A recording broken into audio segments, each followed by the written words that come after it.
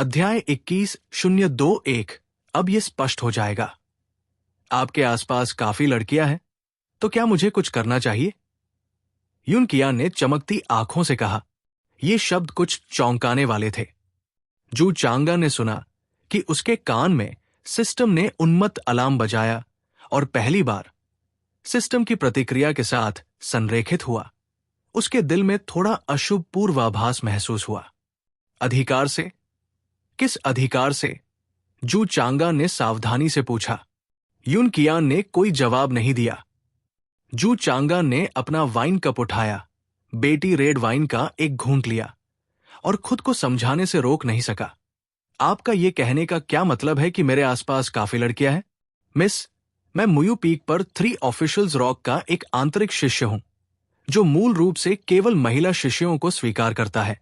ऐसा नहीं है कि ये पहाड़ महिलाओं से भरा है, तो फिर तुम ही क्यों प्रबंधक बन रही हो? यून कियान ने जू चांगान को बीच में रोकते हुए पूछा। यह सीनियर झू की व्यवस्था है। जू चांगान ने असहाय होकर कहा। वो मुयू पीक पर एक उच्च पद पर है। उन्होंने ही मुझे वहां स्थानांतरित किया था। पहले तो मुयू पीक की महिला आंतरिक संप्रदाय शिष्याएं पास में एक पुरुष प्रबंधक के रहने के प्रति काफी प्रतिरोधी थी।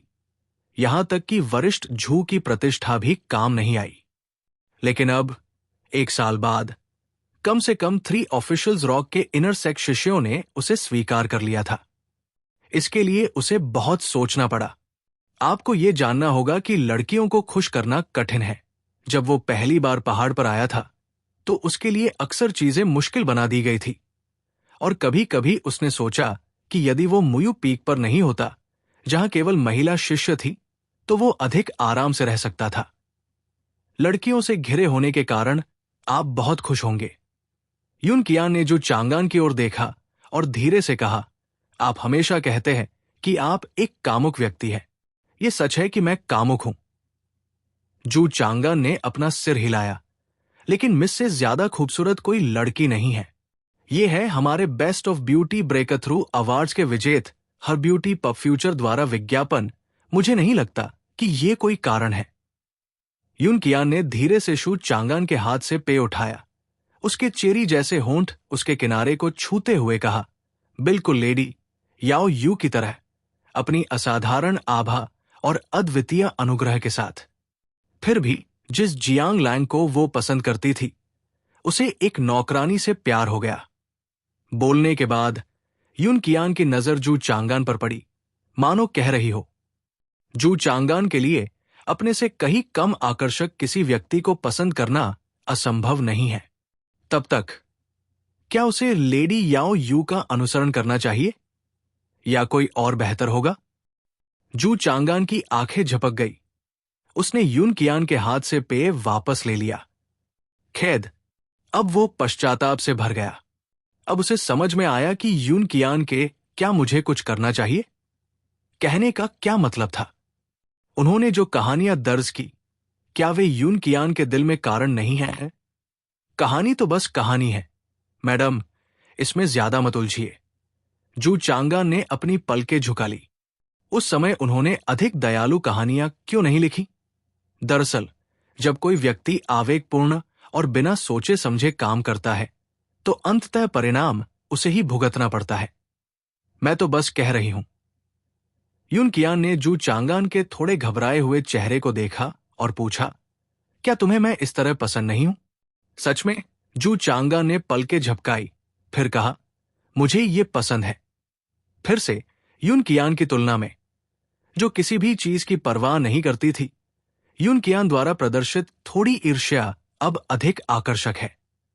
मुझे भी ऐसा ही लगता है। यून कियान ने सिर हिलाया। वो जानती थी कि जू चांगान को यह पसंद आएगा। इसलिए उसने ये सीखने की कोशिश की कि एक लड़की को अपनी ईर्ष्या कैसे दिखानी चाहिए। लेकिन चूंकि आमतौर पर कोई उसे नहीं सिखाता था, इसलिए स्वाभाविक रूप से वो केवल जू चांगान द्वारा लिखी गई कहानियों से ही सीख सकती थी। वो वास्तव में ईर्ष्यालु नहीं थी। मुझे लगता है मैं समझ गया, जू चांगान ने ईमानदारी से कहा।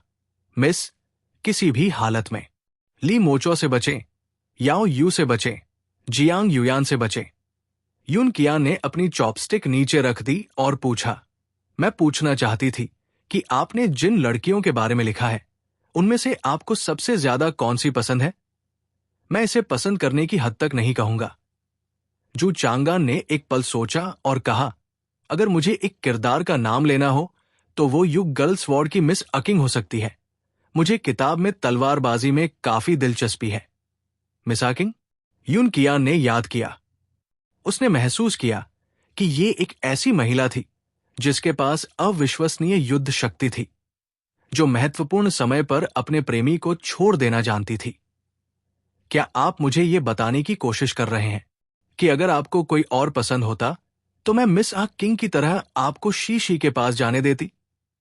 यून कियान ने गंभीरता से पूछा। दोनों कुछ देर तक एक दूसरे को देखते रहे। मिस, आप क्या कह रही हैं? कुछ नहीं। यून कियान जानती थी कि उसने गलत समझा है। उसने ये व्यर्थ प्रश्न पूछना जारी नहीं रखा।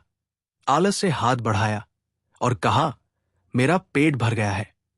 ये सुनकर जो चांगा ने अंततः राहत की सांस ली। जो कुछ हुआ वो एक साधारण बातचीत थी, लेकिन शायद क्योंकि वो एक देखभाल करने वाले की भूमिका निभाने का आदी है, भले ही यून कियान का स्वर शांत था, उसे हमेशा ये भ्रम था कि उसने उसके साथ कुछ गलत किया है। रंग बदलने के बाद सिडनी स्वीनी की चमक देखें। ये महिला योद्धा है, सशक्त और बेहद आकर्षक। प्राचीन भारत के 11 आयुर्वेद स्वास्थ्य रहस्य जू चांगा ने अपना सिर घुमाया और वहां बैठे यून कियान को देखा, ये सोचते हुए कि स्पष्ट रूप से उसकी अपनी मिस यून कोमल थी और धीरे से बोलती थी, तो उसके पास ऐसी आभा क्यों थी? यून कियान उठ खड़ा हुआ, कमरे में वापस आया, ड्रेसिंग टेबल के सामने बैठ गया और खिड़की के बाहर तूफान को देखने लगा। दरअसल उसे मिस आ किंग की पसंद नहीं आई। उसने इसके बारे में सोचा और महसूस किया कि वो उसे जाने नहीं दे सकती। लेकिन उसे लेडी याओ यू का दृष्टिकोण भी पसंद नहीं आया। जियांग लैंग ने केवल एक नौकरानी से ही बच्चा पैदा किया था। एक बच्चा होना अच्छी बात है ना? पुस्तकों में ईर्ष्या किस प्रकार की भावना के रूप में लिखी गई है, यद्यपि वो सतही तौर पर नकल कर सकती थी, फिर भी वो उसके मूल को नहीं समझ सकी। अगर वो समझ नहीं पाती तो वो इसके बारे में सोचती भी नहीं। यून कियान के मन में जू चांगान के साथ खरीदारी करने जाने के विचार थे, ताकि वो उस लड़की को देख सके जिसने उसके पति के लिए शराब भेजी थी। शायद तब उसे समझ आ जाए। जब जू चांगान अंदर आया तो उसने अप्रत्याशित रूप से पाया कि यून कियान ने पहले से ही पिलुओ निवास द्वारा तैयार किया गया एक शीतकालीन कोट पहन लिया था। एक सादा सफेद लंबा रेशमी कोट, जिसमें सफेद साटन पर काले रेशम के धागों से जटिल रूप से शाखाओं की कढ़ाई की गई थी और चमकीले लाल रेशमी धागों ने कुछ बेगोनिया फूलों की कढ़ाई की थी, जो हेम से कमर तक फैली हुई थी। जू चांगा ने हाथ बढ़ाकर उसे छुआ, पाया कि कपड़ा मोटा है। एक विंड ब्रेकर के रूप में यह अच्छा दिखने वाला और बहुत व्यावहारिक भी था। मिस, क्या आप बाहर जा रही हैं? क्या मैंने नहीं कहा था कि बाहर बारिश हो रही है? मैं बस, ये पहले ही साफ हो चुका है। यून कियान ने खिड़की की ओर इशारा किया। उत्तर पश्चिम क्षितिज से बादलों और आकाश के साथ 7 रंगों वाला इंद्रधनुष दिखाई दिया और बिना किसी के ध्यान में आए बारिश चुपचाप बंद हो गई। हवा ने अपनी सांस रोक ली और आंगन असामान्य रूप से शांत हो गया। आकाश साफ और धुला हुआ था। हवा में बारिश के बाद मिट्टी की ताजा खुशबू थी। छत पर रीढ़पशी जानवर ने वास्तव में सारी बारिश पी ली थी। दरवाजे पर बारिश के पर्दे का कोई निशान नहीं बचा था। बारिश रुक गई। जू चांगान चौंक गया। बारिश कब रुकी? यून कियान द्वारा उसे याद दिलाए जाने से पहले उसने ये नहीं देखा था कि आकाश साफ हो गया था। क्या वो बस अचंभित था? यून कियान ने एक घूंघट लिया, उसे पहन लिया, फिर अपना पतला जेड हाथ जू चांगान की ओर बढ़ाया, उसे लेने का संकेत दिया। मुझे बाहर ले जाएं। अध्याय 22:022 बारिश जैसे तूफान जू चांगान यून कियान को बाहर ले जाने के लिए कुछ हद तक अनिच्छुक था। इसका कारण यह नहीं था कि पहले बारिश हुई थी। बल्कि इसलिए कि बेइसांग शहर वर्तमान में अस्थिर है, जहां विभिन्न कुलों और गुटों के बहुत सारे अमर संप्रदाय हैं। इससे परेशानी हो सकती है। जू चांगान को वो अजीब क्षण अभी भी याद है, जब सिस्टम ने अचानक उसे आसन्न खतरे के बारे में चेतावनी दी थी और उसे 50,000 दिव्य दांव अंक से पुरस्कृत किया था। यून कियान से संबंधित मामलों के अलावा सिस्टम ने कोई गलती नहीं की है। हालांकि जब यून कियान ने अपना हाथ उसकी ओर बढ़ाया, तो वो अंततः खुद को उसे मना करने में असमर्थ पाया और अपनी उंगलियां आपस में फंसा ली। जब वे दोनों एक साथ दहलीज पार कर गए, बेइसांग शहर के अंदर नदियां मंद मंद बहती हैं, और जहां छोटी छोटी खाड़ियां नदियों में मिलती हैं, वहां एक समतल केंद्रीय झील और छोटी छोटी सहायक नदियां हैं। मंडप में यून कियान एक बांस की कुर्सी पर आराम कर रही थी और जू चांगान को देख रही थी, जो उसी तरह उसके बगल में लेटा हुआ था, और उसने पूछा, तुम अपने साथ 2 कुर्सियां क्यों लाए हो? अगर मेरे पास स्टोरेज पाउच है तो क्यों न उसका इस्तेमाल करूं? जू चांगा ने आधा लेटे हुए कहा, मुझे भी यही अंदाजा था, मिस, कि आप बाहर जाने के लिए आवाज लगाएंगी, लेकिन कुछ कदम चलने के बाद आप जरूर कहेंगी कि आराम करना चाहती है। देखिए, अब ये काम आ गया है।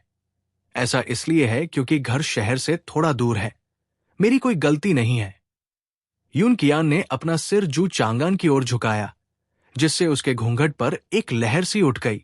यह स्पष्ट था कि उसकी सांसें थोड़ी तेज चल रही थी। कोई बात नहीं, जब थक जाओ तो आराम कर लेना। जू चांगान ने अपना सिर घुमाया, यून कियान के घूंघट के नीचे चेहरे की आकृति को निहारते हुए कहा, यह इस तरह से बहुत सुंदर लग रहा है। यून कियान ने सहजता से जवाब दिया, अपने बाएं पैर को अपने दाहिने पैर के ऊपर उठाते हुए उसके कढ़ाईदार जूते की लाल नोक जू चांगान की ओर बढ़ रही थी। बारिश के बाद एक ताजगी का एहसास होता है, तथा कई युवा और अनुभवी खिलाड़ी झील के पास नौकायन करते हैं। आखिरकार बेइसांग शहर किंग प्रांत में अपने लाल बत्ती वाले इलाकों के लिए प्रसिद्ध है, और मौसम चाहे जो भी हो, इस जगह पर युवा कलाकारों की कभी कमी नहीं होती और लोग एक साथ घूमने का आनंद लेना पसंद करते हैं। जू चांगा ने देखा कि यून कियान झील के किनारे टहल रहे लोगों को देख रहा है, और वो आह भरने से खुद को नहीं रोक सका।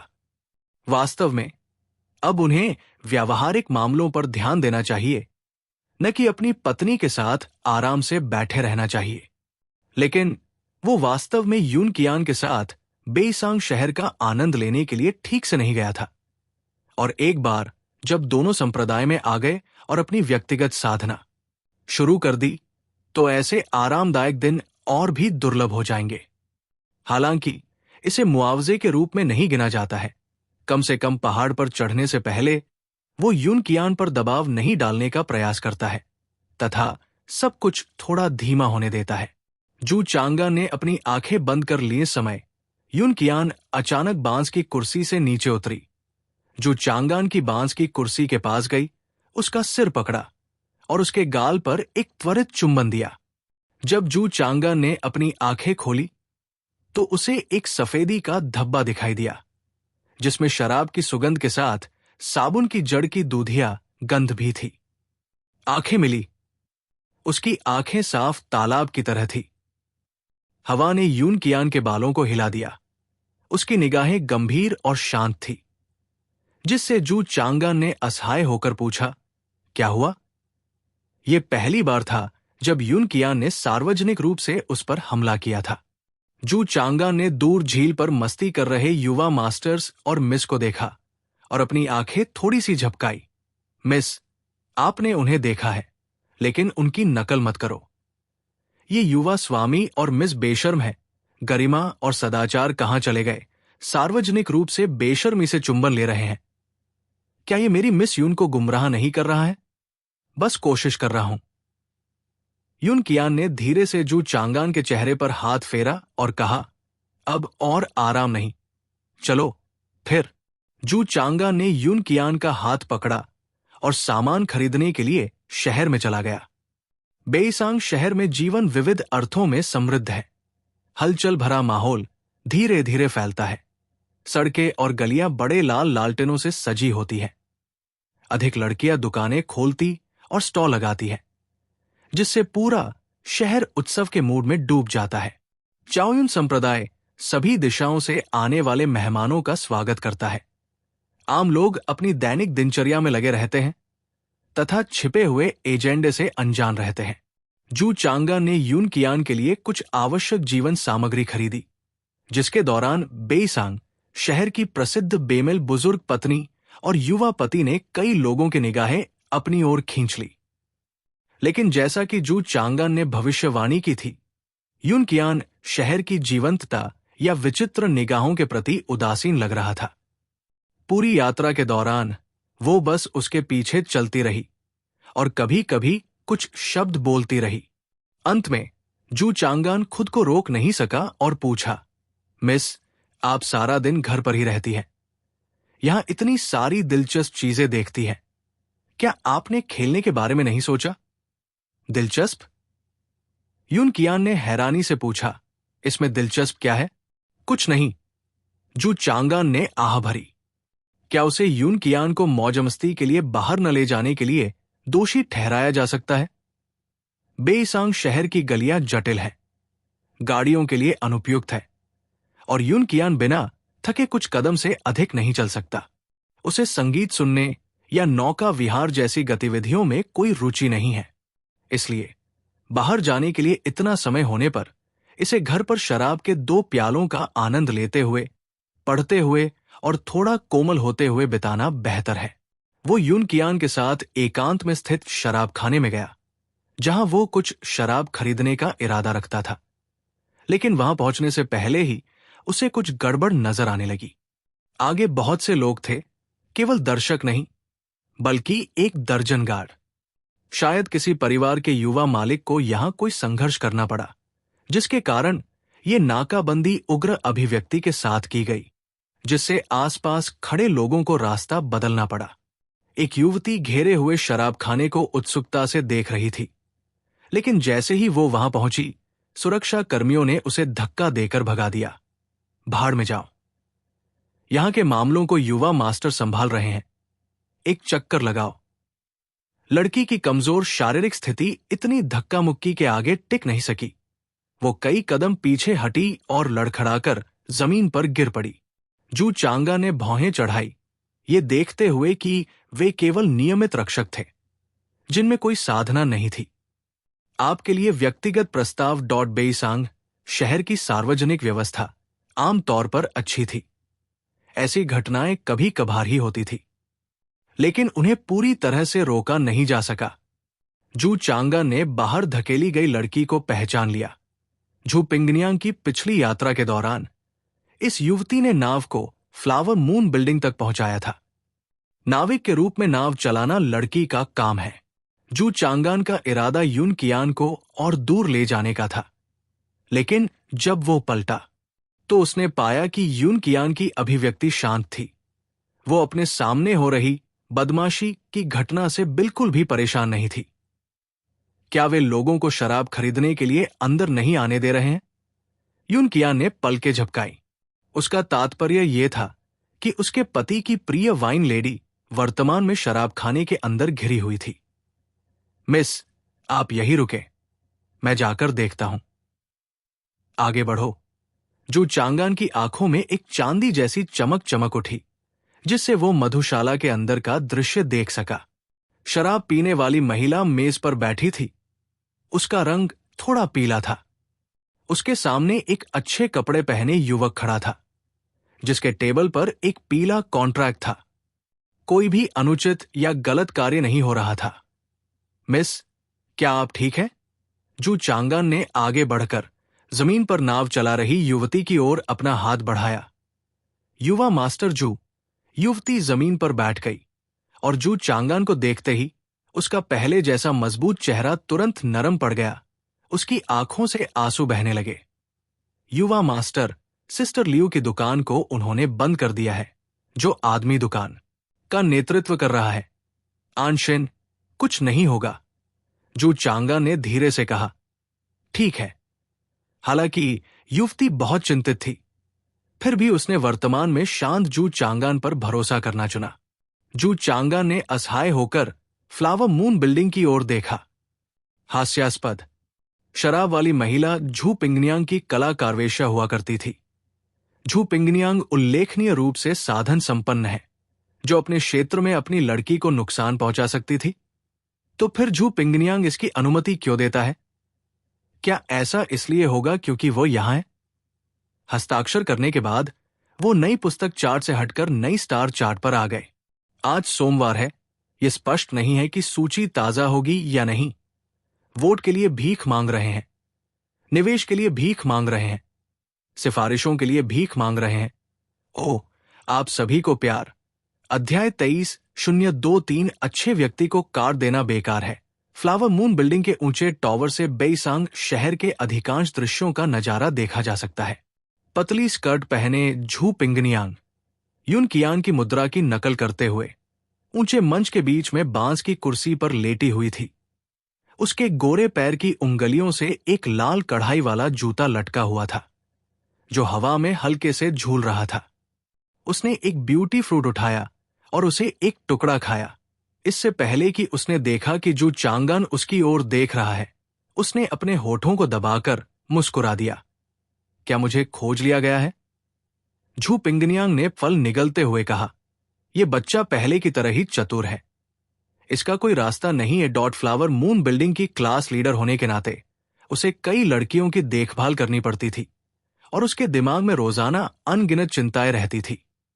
यद्यपि वाइन लेडी, जिसका असली नाम लियू किंगलुओ था, ने पहले ही खुद को सुधार लिया था और उसकी मदद से एक शराबखाना खोल लिया था, फिर भी वो उसकी परवाह करती थी।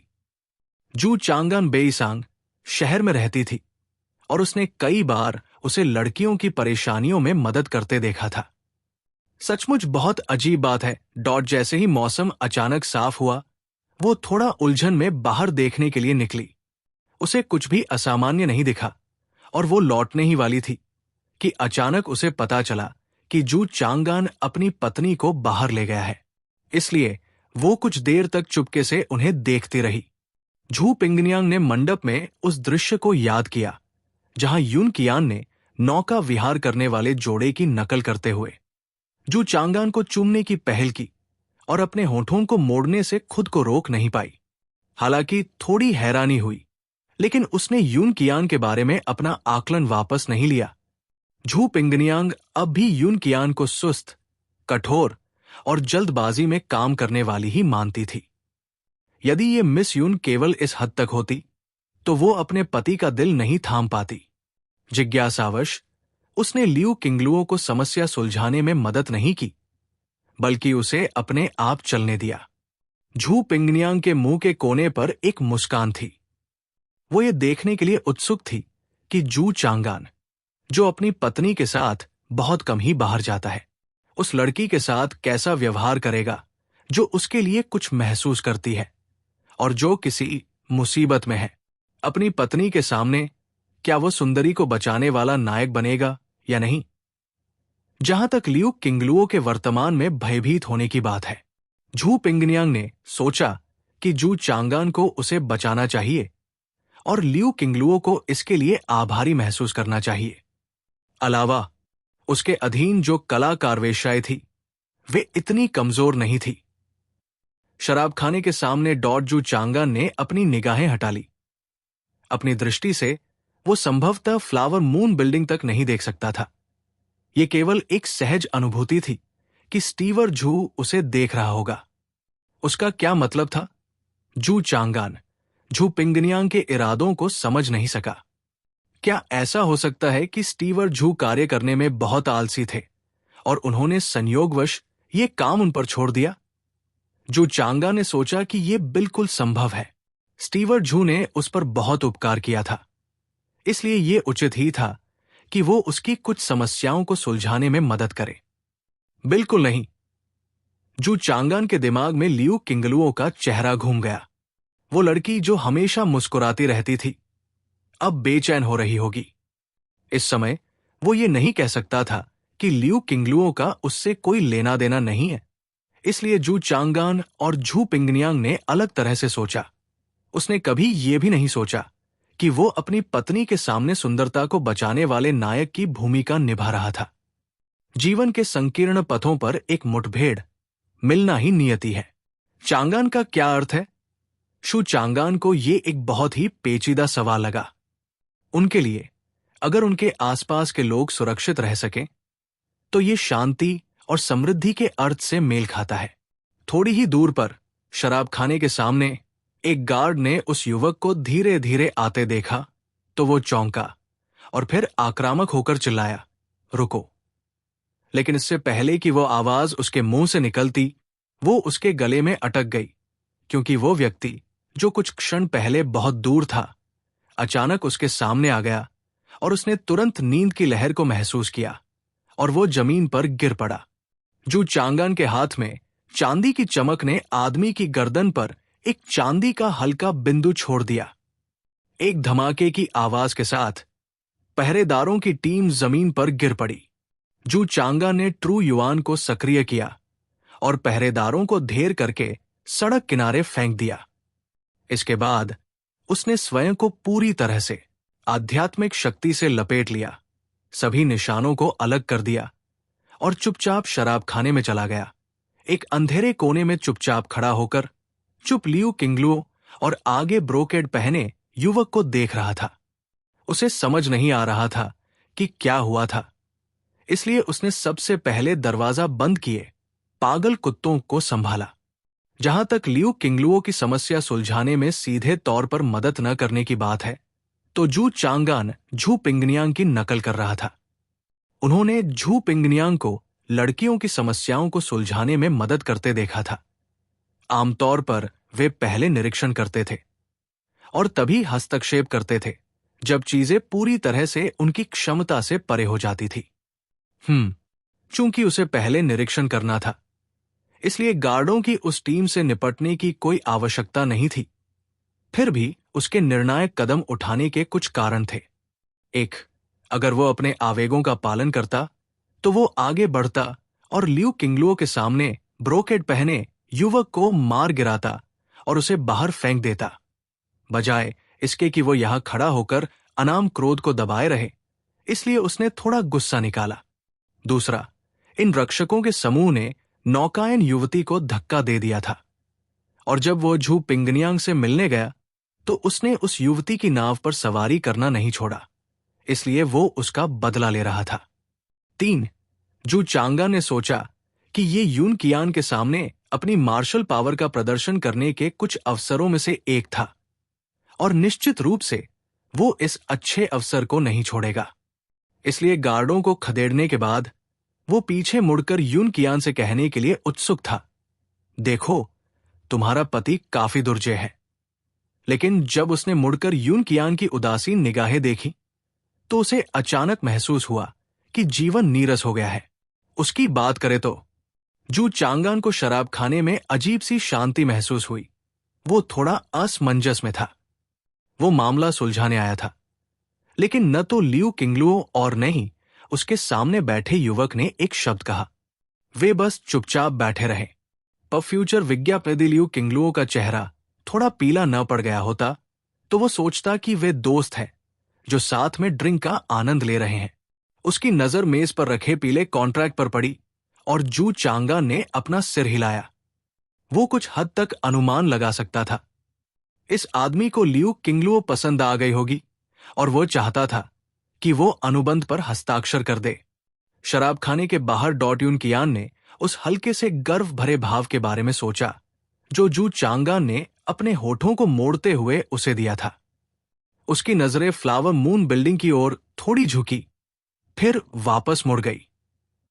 यून कियान के लिए झू पिंगनियांग की नजर सड़क पर अन्य लोगों की नजर से अलग नहीं थी। उसके बगल में नौकायन युवती ने जो चांगान को तेजी से गार्डों को संभालते हुए देखा, राहत की सांस ली और फिर धीरे धीरे भारी सांस लेते हुए जमीन पर गिर पड़ी। चूंकि युवा मास्टर जू ने कार्रवाई की है, इसलिए सिस्टर लियू अब सुरक्षित होनी चाहिए।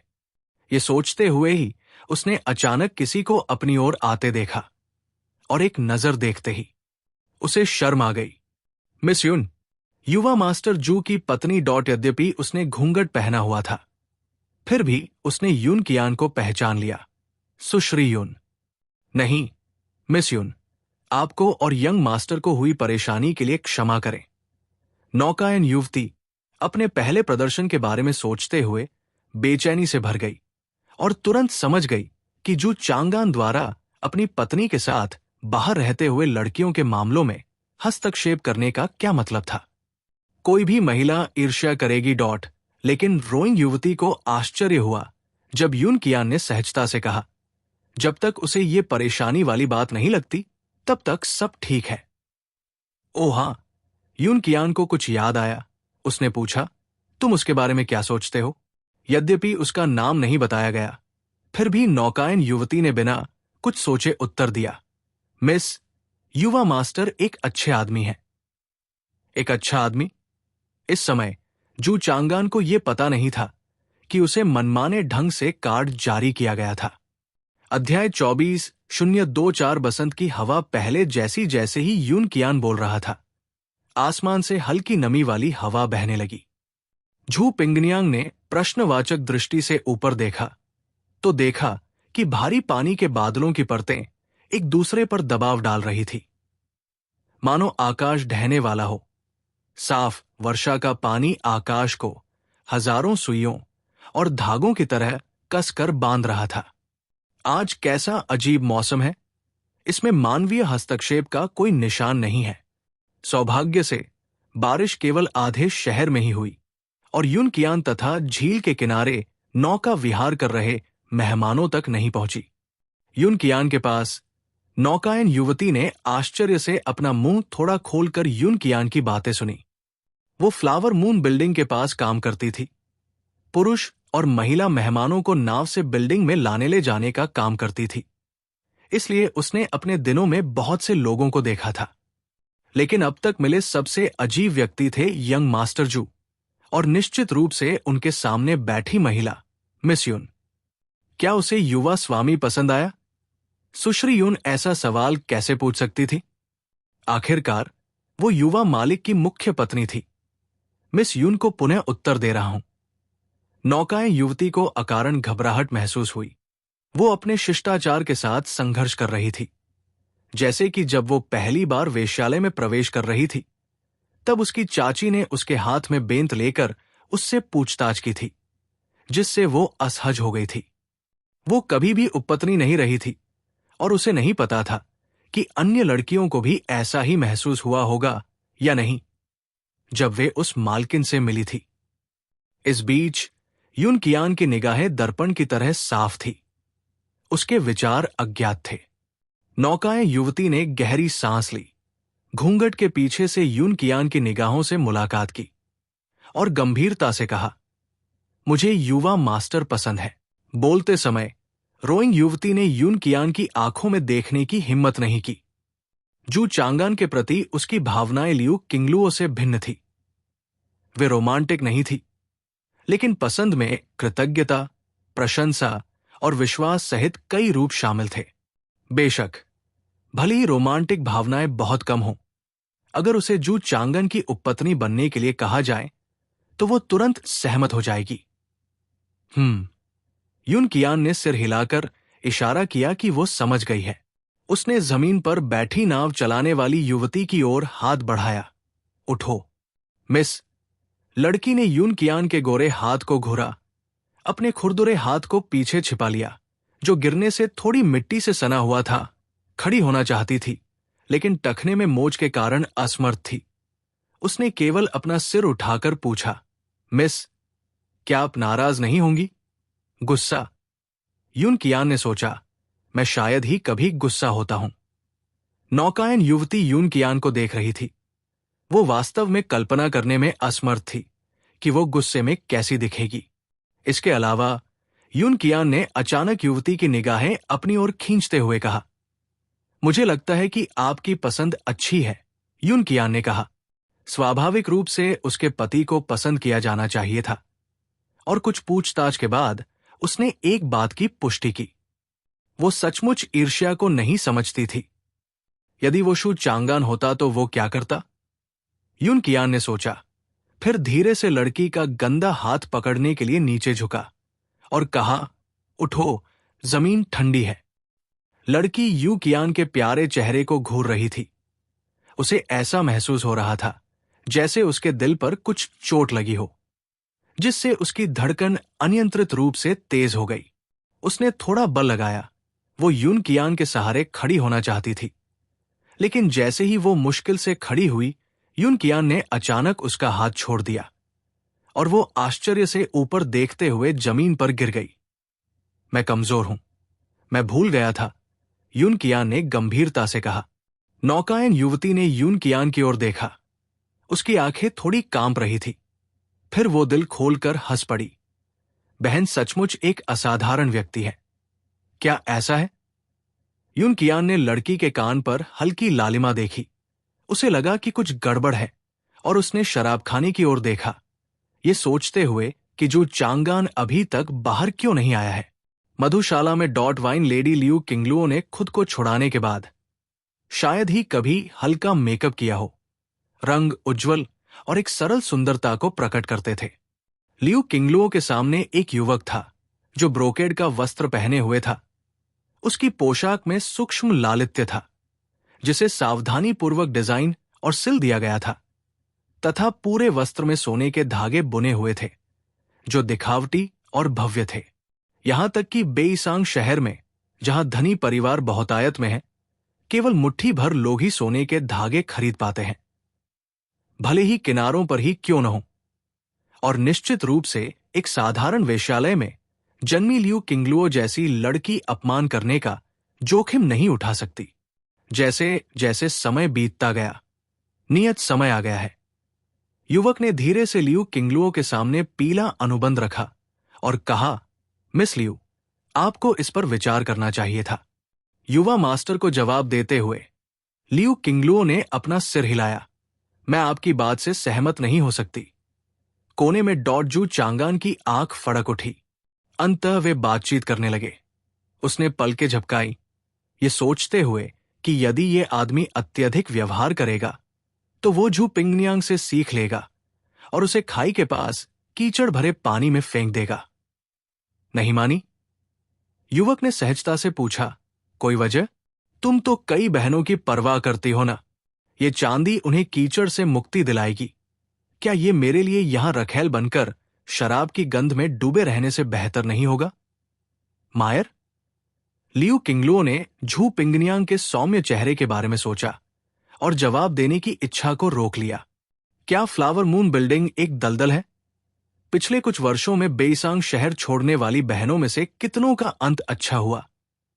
यदि ये कीचड़ है तो बाहर क्या है?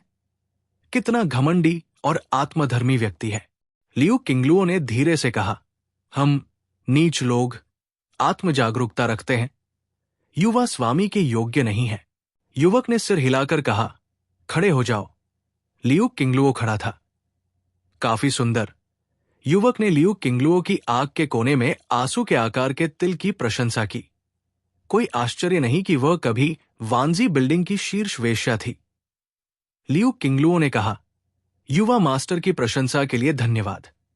मिस, मैंने आपको मुंह दिखा दिया है, युवक ने गंभीरता से कहा। जेनिफर एनिस्टन की आईवीएफ लड़ाई, जिसके बारे में उन्होंने सालों तक चुप्पी साधे रखी, हर तरह से नॉकआउट, शीर्ष 10 खूबसूरत मॉय थाई सितारे, 7 चुंबन ट्रिक्स जो तुरंत चिंगारी उड़ा देती है, मैं समझती हूं। लियू किंगलुओ ने जवाब दिया, ये सोचते हुए कि यह वास्तव में ऐसा था। उसे उपपत्नी बनाने की इच्छा रखने वालों में ये युवा स्वामी काफी विनम्र था। सब कुछ नियमों के अनुसार चलता था, नगण्य धन की पेशकश करता था। शायद अगर उसने खुद को छुड़ा लिया होता तो वो बिना किसी हिचकिचाहट के इस अनुबंध पर हस्ताक्षर कर सकती थी। तो फिर मिस चेहरा क्यों नहीं चाहती? युवक समझ नहीं पाया।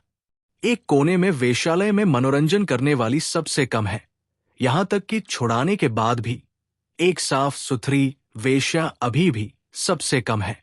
लियू किंगलुओ ने कहा, मैं बिना चेहरे के भी काम चला सकता हूं। सच है, युवक ने कहा, क्योंकि वास्तव में आपके पास शुरू से ही कोई नहीं था।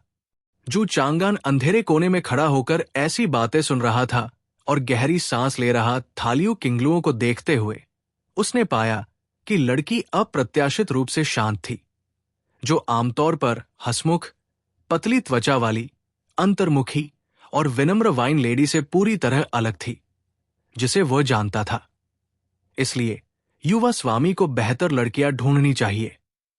लियू किंगलुओ ने सिर हिलाया, उसके उकसावे से बिल्कुल भी विचलित नहीं हुआ। यहां 10 मील तक बहती वसंती हवा के बीच या तो आप हैं या मैं।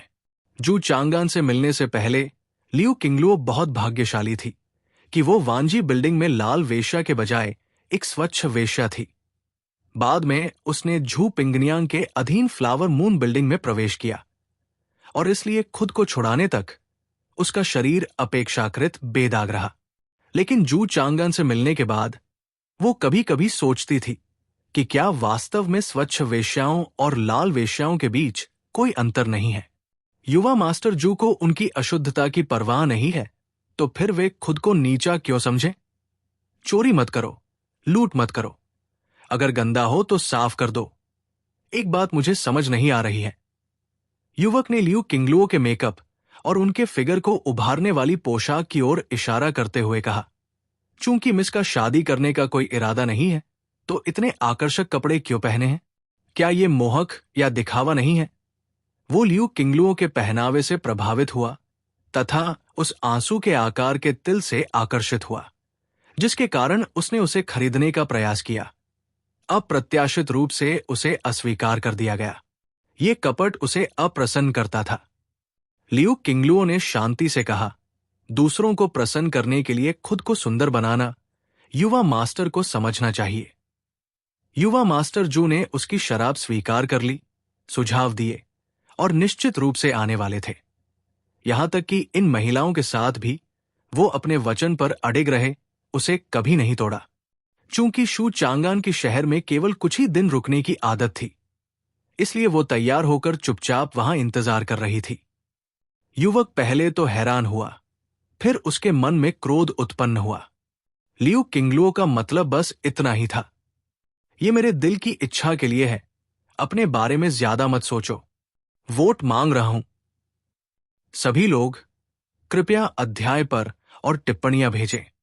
मैं आपकी प्रतिक्रिया जानना चाहता हूं और मुझे आश्चर्य है कि क्या इस हफ्ते मुझे सिफारिश सूची आजमाने का मौका मिलेगा। अध्याय 25-025। एक औरत की तरह लियू किंगलुओ का भाषण थोड़ा घमंडी नहीं था, लेकिन अच्छे कपड़े पहने युवक की आंखों में उसे अचानक ये गलत धारणा महसूस हुई कि वो उसे नीची नजर से देखती है। ऐसा लगता है कि यदि निम्न स्तर का कोई व्यक्ति उसकी इच्छा के अनुसार कार्य नहीं करता है, तो इसे उसे नीचा दिखाने के रूप में, अहंकारी होने के रूप में देखा जाता है। फ्लावर मून बिल्डिंग में झू पिंगनियांग ने अपना सिर धीरे से हिलाया। लियू किंगलुओ अभी भी अपरिपक्व है, एक संपन्न युवा स्वामी जिसने अपना जीवन इस विश्वास के साथ जिया कि दुनिया उसके चारों ओर घूमती है। लियू किंगलुओ उसे उपपत्नी के रूप में लेने के उसके प्रस्ताव को अस्वीकार कर सकती थी, लेकिन वो बस कोई बहाना बना सकती थी। फिर भी लियू किंगलुओ ने सबसे खराब रास्ता चुना, ये कहकर मना करना कि उसके दिल में पहले से ही कोई है। क्या ये खुलेआम ये कहना नहीं है कि वो उससे कमतर है जिसे वो प्यार करती है? ऐसा युवक किसी ऐसे व्यक्ति द्वारा अपमानित होना कैसे सहन कर सकता है जो कभी वेश्या थी?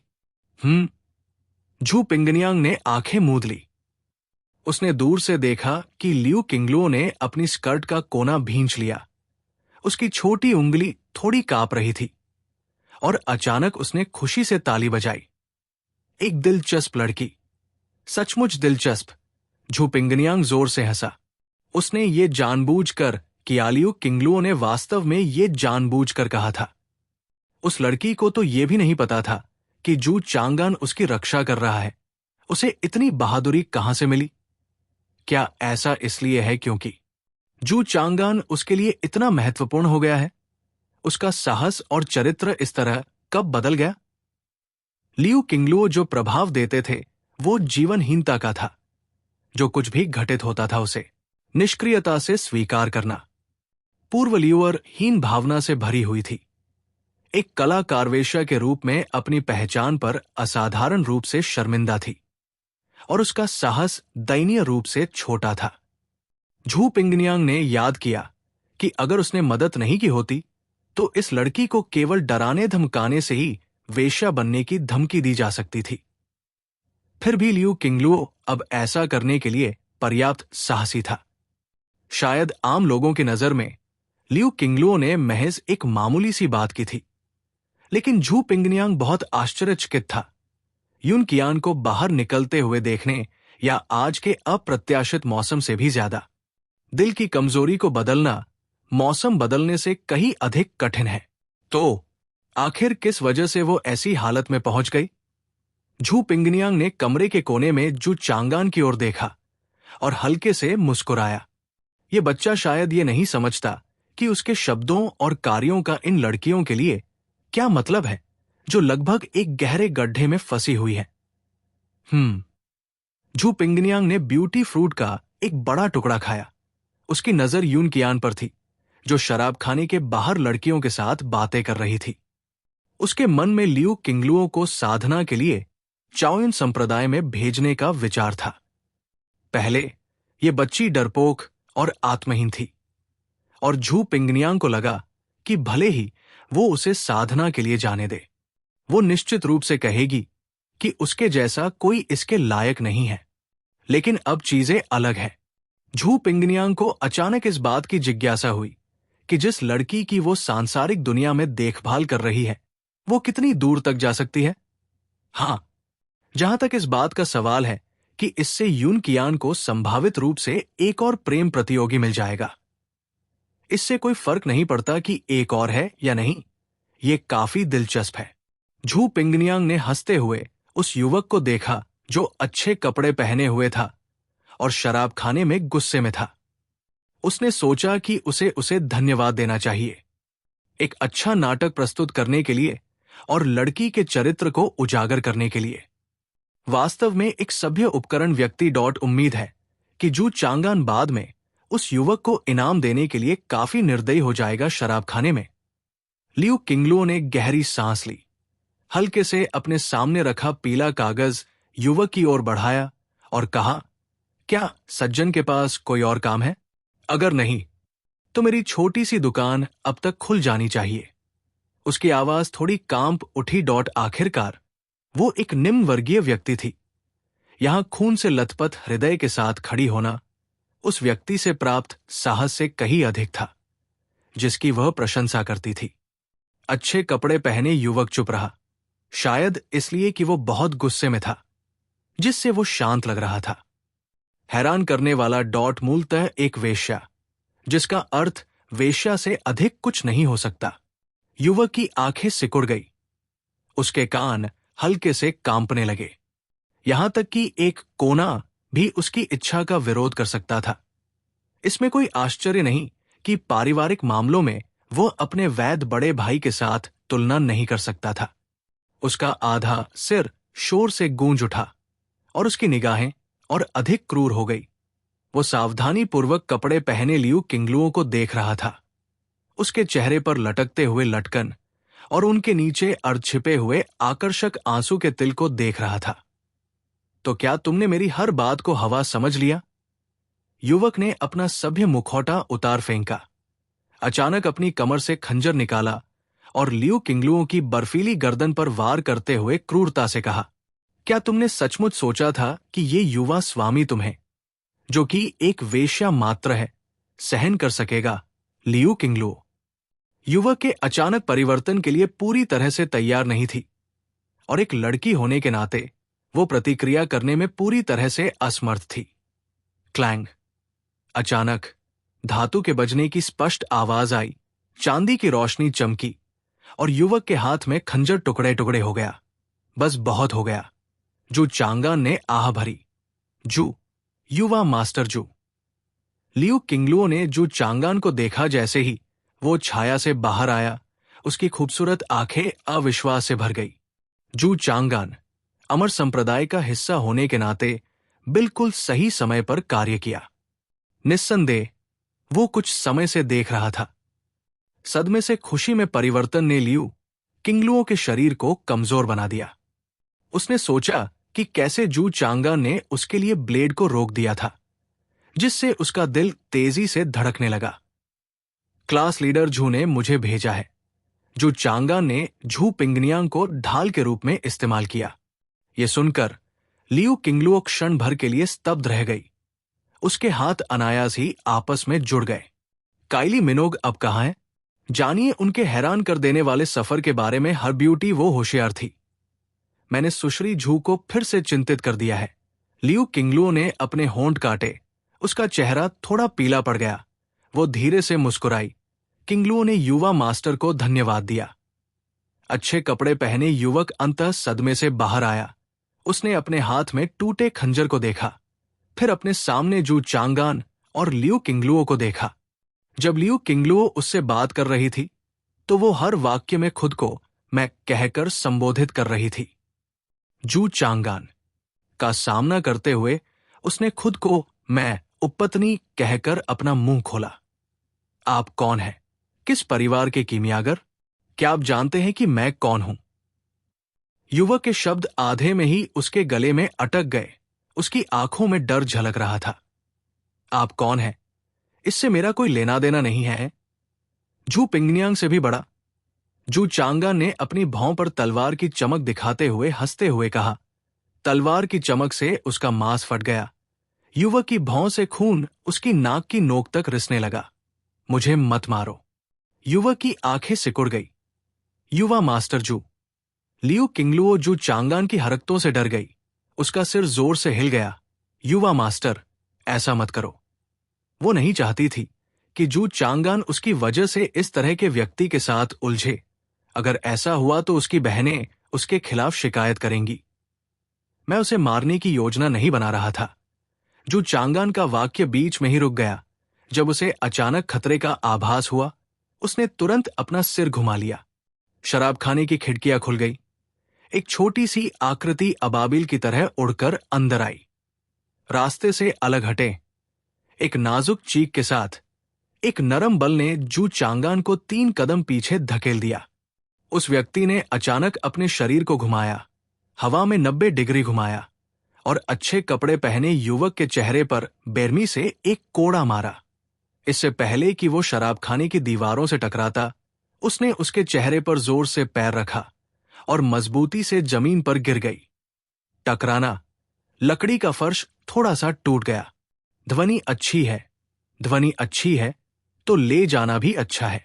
जू चांगान और लियू किंगलुओ उस हिंसक आकृति को देखकर भयभीत हो गए जो अंदर उड़ रही थी। यहीं पर तुम सिस्टर लियू को धमकाते हो। गु कियानचिंग ने बेहोश पड़े अच्छे कपड़े पहने युवक पर पैर रखा, उसके खून से सने चेहरे पर थूका, फिर दुखी होकर जू चांगान की ओर इशारा किया।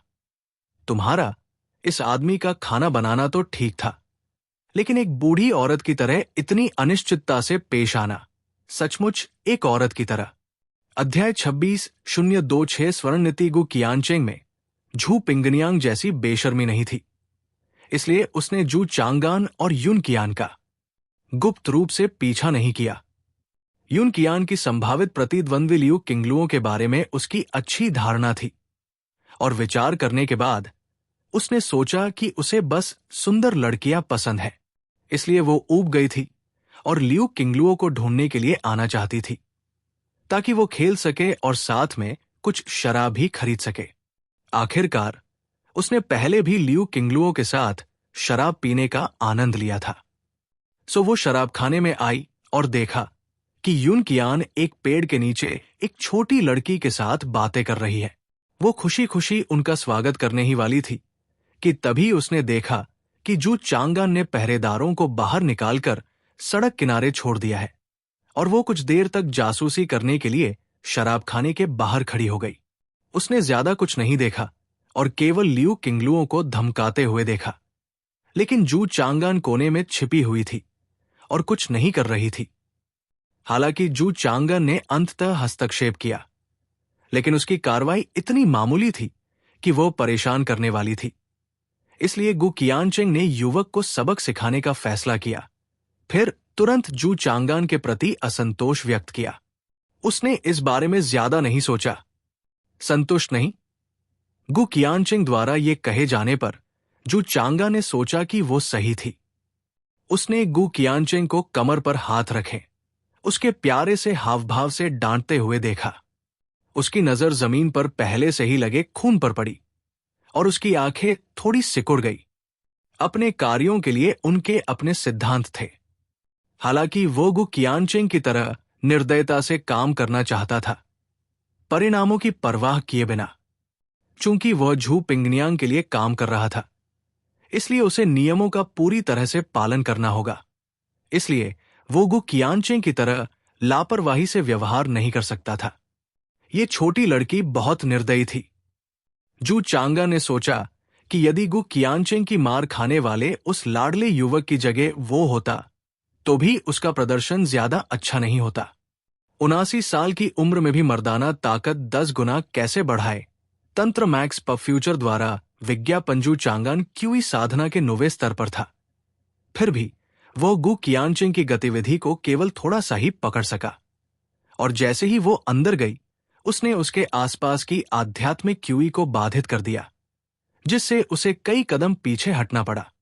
इसका मतलब था कि उसके सामने खड़ी ये छोटी सी लड़की कम से कम मूल क्षेत्र के मध्य स्तर से ऊपर थी।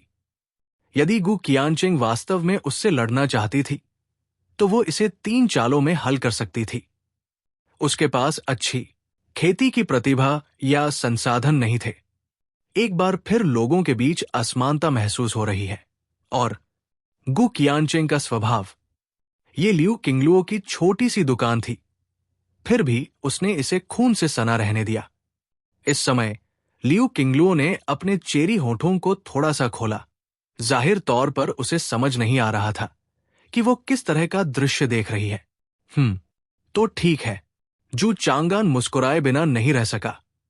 तार्किक रूप से कहें तो व्यक्तिगत भावना के आधार पर उन्होंने गु कियानचिंग की किक की सराहना की और उसे अंगूठा दिखा सकते थे।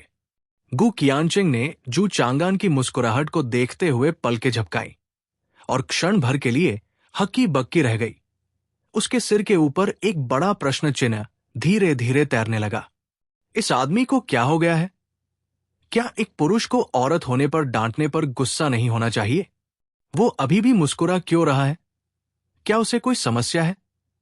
क्या वो वैसा ही हो सकता है जैसा कि द्वितीय महिला ने कहा था, जिसे जितना अधिक डांटोगे वो उतना ही अधिक खुश होगा? गु कियानचिंग ने शू चांगान को घूरते हुए सोचा कि ये आदमी, जिसे युन कियान और लियू किंगलुओ दोनों पसंद करते थे, अनाड़ी था और घसीटा गया था। लेकिन ऐसा व्यक्ति नहीं होना चाहिए। तब गु कियानचिंग को याद आया कि उसने अभी क्या कहा था। इस आदमी का खाना स्वादिष्ट है, इसकी परवाह मत करो। लेकिन वो ऐसा व्यवहार क्यों कर रहा है? गु कियानचिंग का चेहरा अचानक गर्म हो गया, उसके कान लाल हो गए। उसने वास्तव में कहा कि उसका खाना पकाना अच्छा था। अरे, वो तो बस उसे कुछ पंक्तियां कहकर चिढ़ाना चाहती थी। उसने अपने विचार कैसे कह दिए? ये महसूस करते हुए कि जू चांगान उस पर हंस रहा है, गु कियानचिंग गुस्से से आगे बढ़ी और रेंगने के लिए कोई छेद ढूंढना चाहती थी। पा जू चांगान ने देखा कि गु कियानचिंग ने हल्के से 2 बार ब्रोकेड वाले युवक के चेहरे पर कदम रखा। उसका मुंह अनियंत्रित रूप से हिल रहा था। पहले प्यारा ग्लूटन वास्तव में उस व्यक्ति की स्थिति अज्ञात थी। जीवन या मृत्यु अनिश्चित थी। फिर भी गु कियानचिंग ने पद छोड़ दिया। पहला, अपने जूते गंदे करने से नहीं डरती। दूसरा, स्टीवर्ट झू जैसे सज्जन व्यक्ति का ऐसा वंशज कैसे हो सकता है? ये छोटी लड़की सचमुच निर्दयी है। जू चांगा ने चुपचाप गु कियानचिंग को उन लोगों की सूची में शामिल कर लिया जिन्हें आसानी से उत्तेजित नहीं किया जा सकता। अहम। गु कियानचिंग ने अपने कढ़ाईदार जूते उठाए, धीरे से उन्हें खून से सने चेहरे से उतारा। उसकी कमर पर लगी घंटी 2 बार बज उठी। घंटी जोर से बजी। लियू किंगलुओ धीरे धीरे सदमे से उबर रही थी। जमीन पर पड़े युवक को देख रही थी। टूटे हुए फर्श पर धीरे धीरे खून बह रहा था। अनजाने में वो कुछ कदम पीछे हट गई और जू चांगान के पीछे खड़ी हो गई। उसकी आंखों में डर की एक चमक थी। गु कियानचेंग ने जू चांगान की छाया में खड़े लियू किंगलुओ को देखा, रुका, फिर जल्दी से कहा, बहन, डरो मत, वो मरा नहीं है।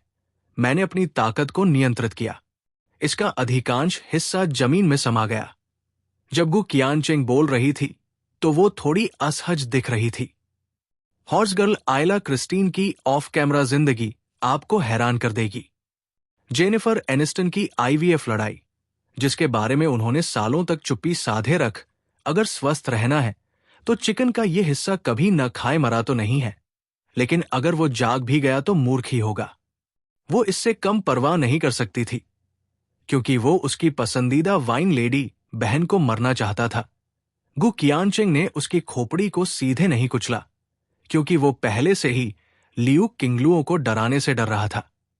लियू किंगलुओ, वो वास्तव में गु कियानचेंग के प्रति आभारी थी।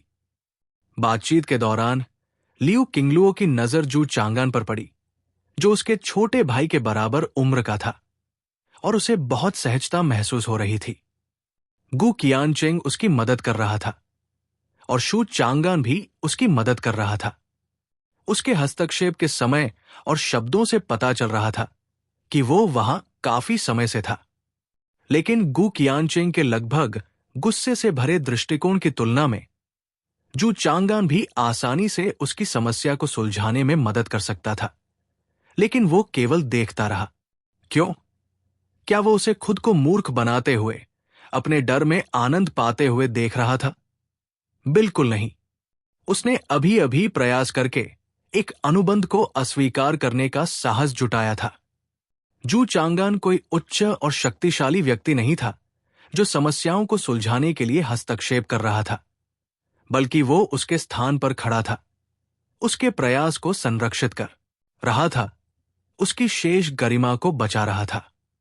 लियू किंगलुओ का मानना था कि यदि युवक ने कोई कार्रवाई नहीं की होती तो जू चांगान उसे स्वयं ही समस्या का समाधान करते हुए देखती, और तब तक किसी का ध्यान अपनी ओर आकर्षित नहीं करती जब तक वो चला नहीं जाता।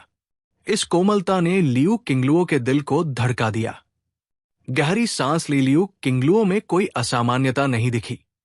उस सज्जन का एक परिवार था और वो उससे काफी दूरी बनाए रखता था। वो अपनी जगह जानती थी। लियू किंगलुओ ने गहरी सांस ली, गु कियानचेंग को गंभीरता से प्रणाम किया और गंभीरता से कहा, किंगलुओ मिस गु को धन्यवाद। ये कृतज्ञता सच्ची थी। ये तो बस एक छोटी सी बात है। गु कियानचेंग ने अब सराय में मची अफरातफरी को देखते हुए आखिरकार महसूस किया कि उसने मामले को ठीक से नहीं संभाला, और तुरंत कहा, बहन निश्चिंत रहो, कोई परेशानी नहीं होगी, मैं बाद में जमीन साफ कर दूंगा। वो बोल ही रही थी कि गु कियानचेंग अचानक ठिठक गया। उसे झू पिंगनियांग का कुछ हद तक परेशान करने वाला संदेश मिला। तुम छोटे बदमाश, मेरा प्रदर्शन खराब कर रहे हो, जल्दी से यहां वापस आओ। अध्याय 27:027 पतली भौहों को ब्रश करने के लिए मंच पर चढ़े लियू किंगलुओ और शू चांगान की नजरों के सामने गु कियानचेंग के चेहरे पर अचानक एक अजीब सा भाव उभर आया। उसने गटकते हुए जमीन पर पड़े युवक की गर्दन पकड़ ली और अजीब तरह से बोली, बस बहन लियू, मैं पहले चली जाती हूं, बाद में तुम्हारे साथ पीने आऊंगी।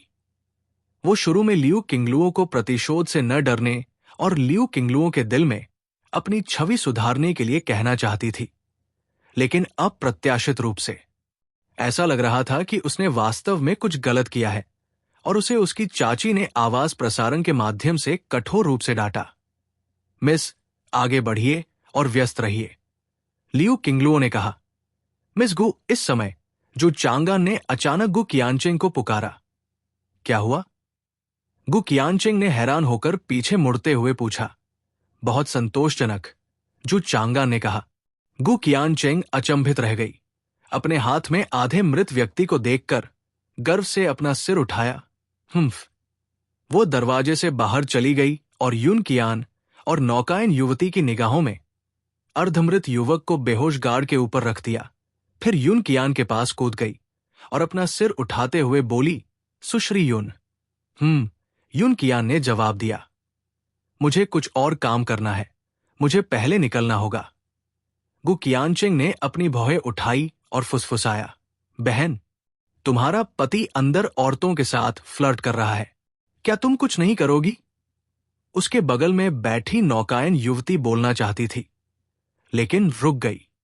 अमर संप्रदाय, समस्या हल हो गई। भले ही वो युवा स्वामी की तरह अमर संप्रदाय से है, वो सुश्री यून के सामने युवा स्वामी की बुराई नहीं कर सकती, है ना? लोगों से सामान्य रूप से बात करना, क्या इसे फ्लर्टिंग माना जाता है?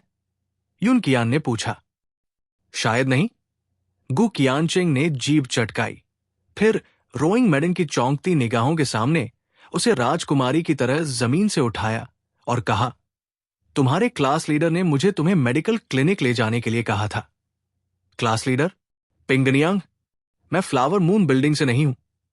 रोइंग युवती चौंक गई, लेकिन गु कियानचेंग ने उसे बहस करने का मौका नहीं दिया और यून कियान के सामने से तेजी से गायब हो गई।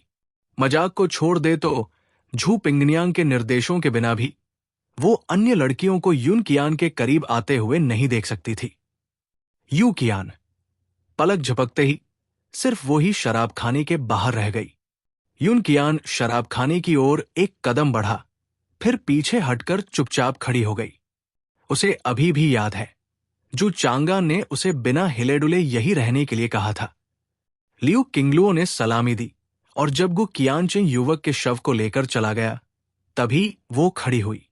खड़े होने के बाद लियू किंगलुओ की अभिव्यक्ति अपनी सामान्य स्थिति में लौट आई। टूटी हुई खिड़की की जाली और जमीन पर फैले खून को छोड़कर सब कुछ ऐसा लग रहा था जैसे कुछ हुआ ही न हो। उसने अपनी स्कर्ट के किनारे को चुटकी से दबाया और ध्यान से देखा। उसने पाया कि उसका हल्का मेकअप पहले ही पिघल चुका था। उसके बाल उसके कान के किनारे चिपके हुए थे और उसकी निगाहें लचीली थी। फिर भी उसका व्यवहार परेशानी की भावना को दबा नहीं सका। उसने ऊपर देखा तो पाया कि कमरा अधिक प्रकाशमान हो रहा था और खिड़की के बाहर की गर्म रोशनी युवा मालिक के तापमान जैसी लग रही थी। युवा स्वामी को ऐसी घटना का गवाह बनने के लिए क्षमा करें, लियू किंगलुओ ने कहा। वो चाहती थी कि युवा मालिक का आज का दिन सुखद रहे। उसे कुछ पता नहीं था कि ऐसा क्यों हुआ। ये महिला की गलती नहीं है। जो चांगान ने अपना सिर हिलाया और शांति से कहा, मैं यहां कुछ शराब लेने आया हूं। लियू किंगलुओ खड़े हुए। आपको किस तरह की जरूरत है?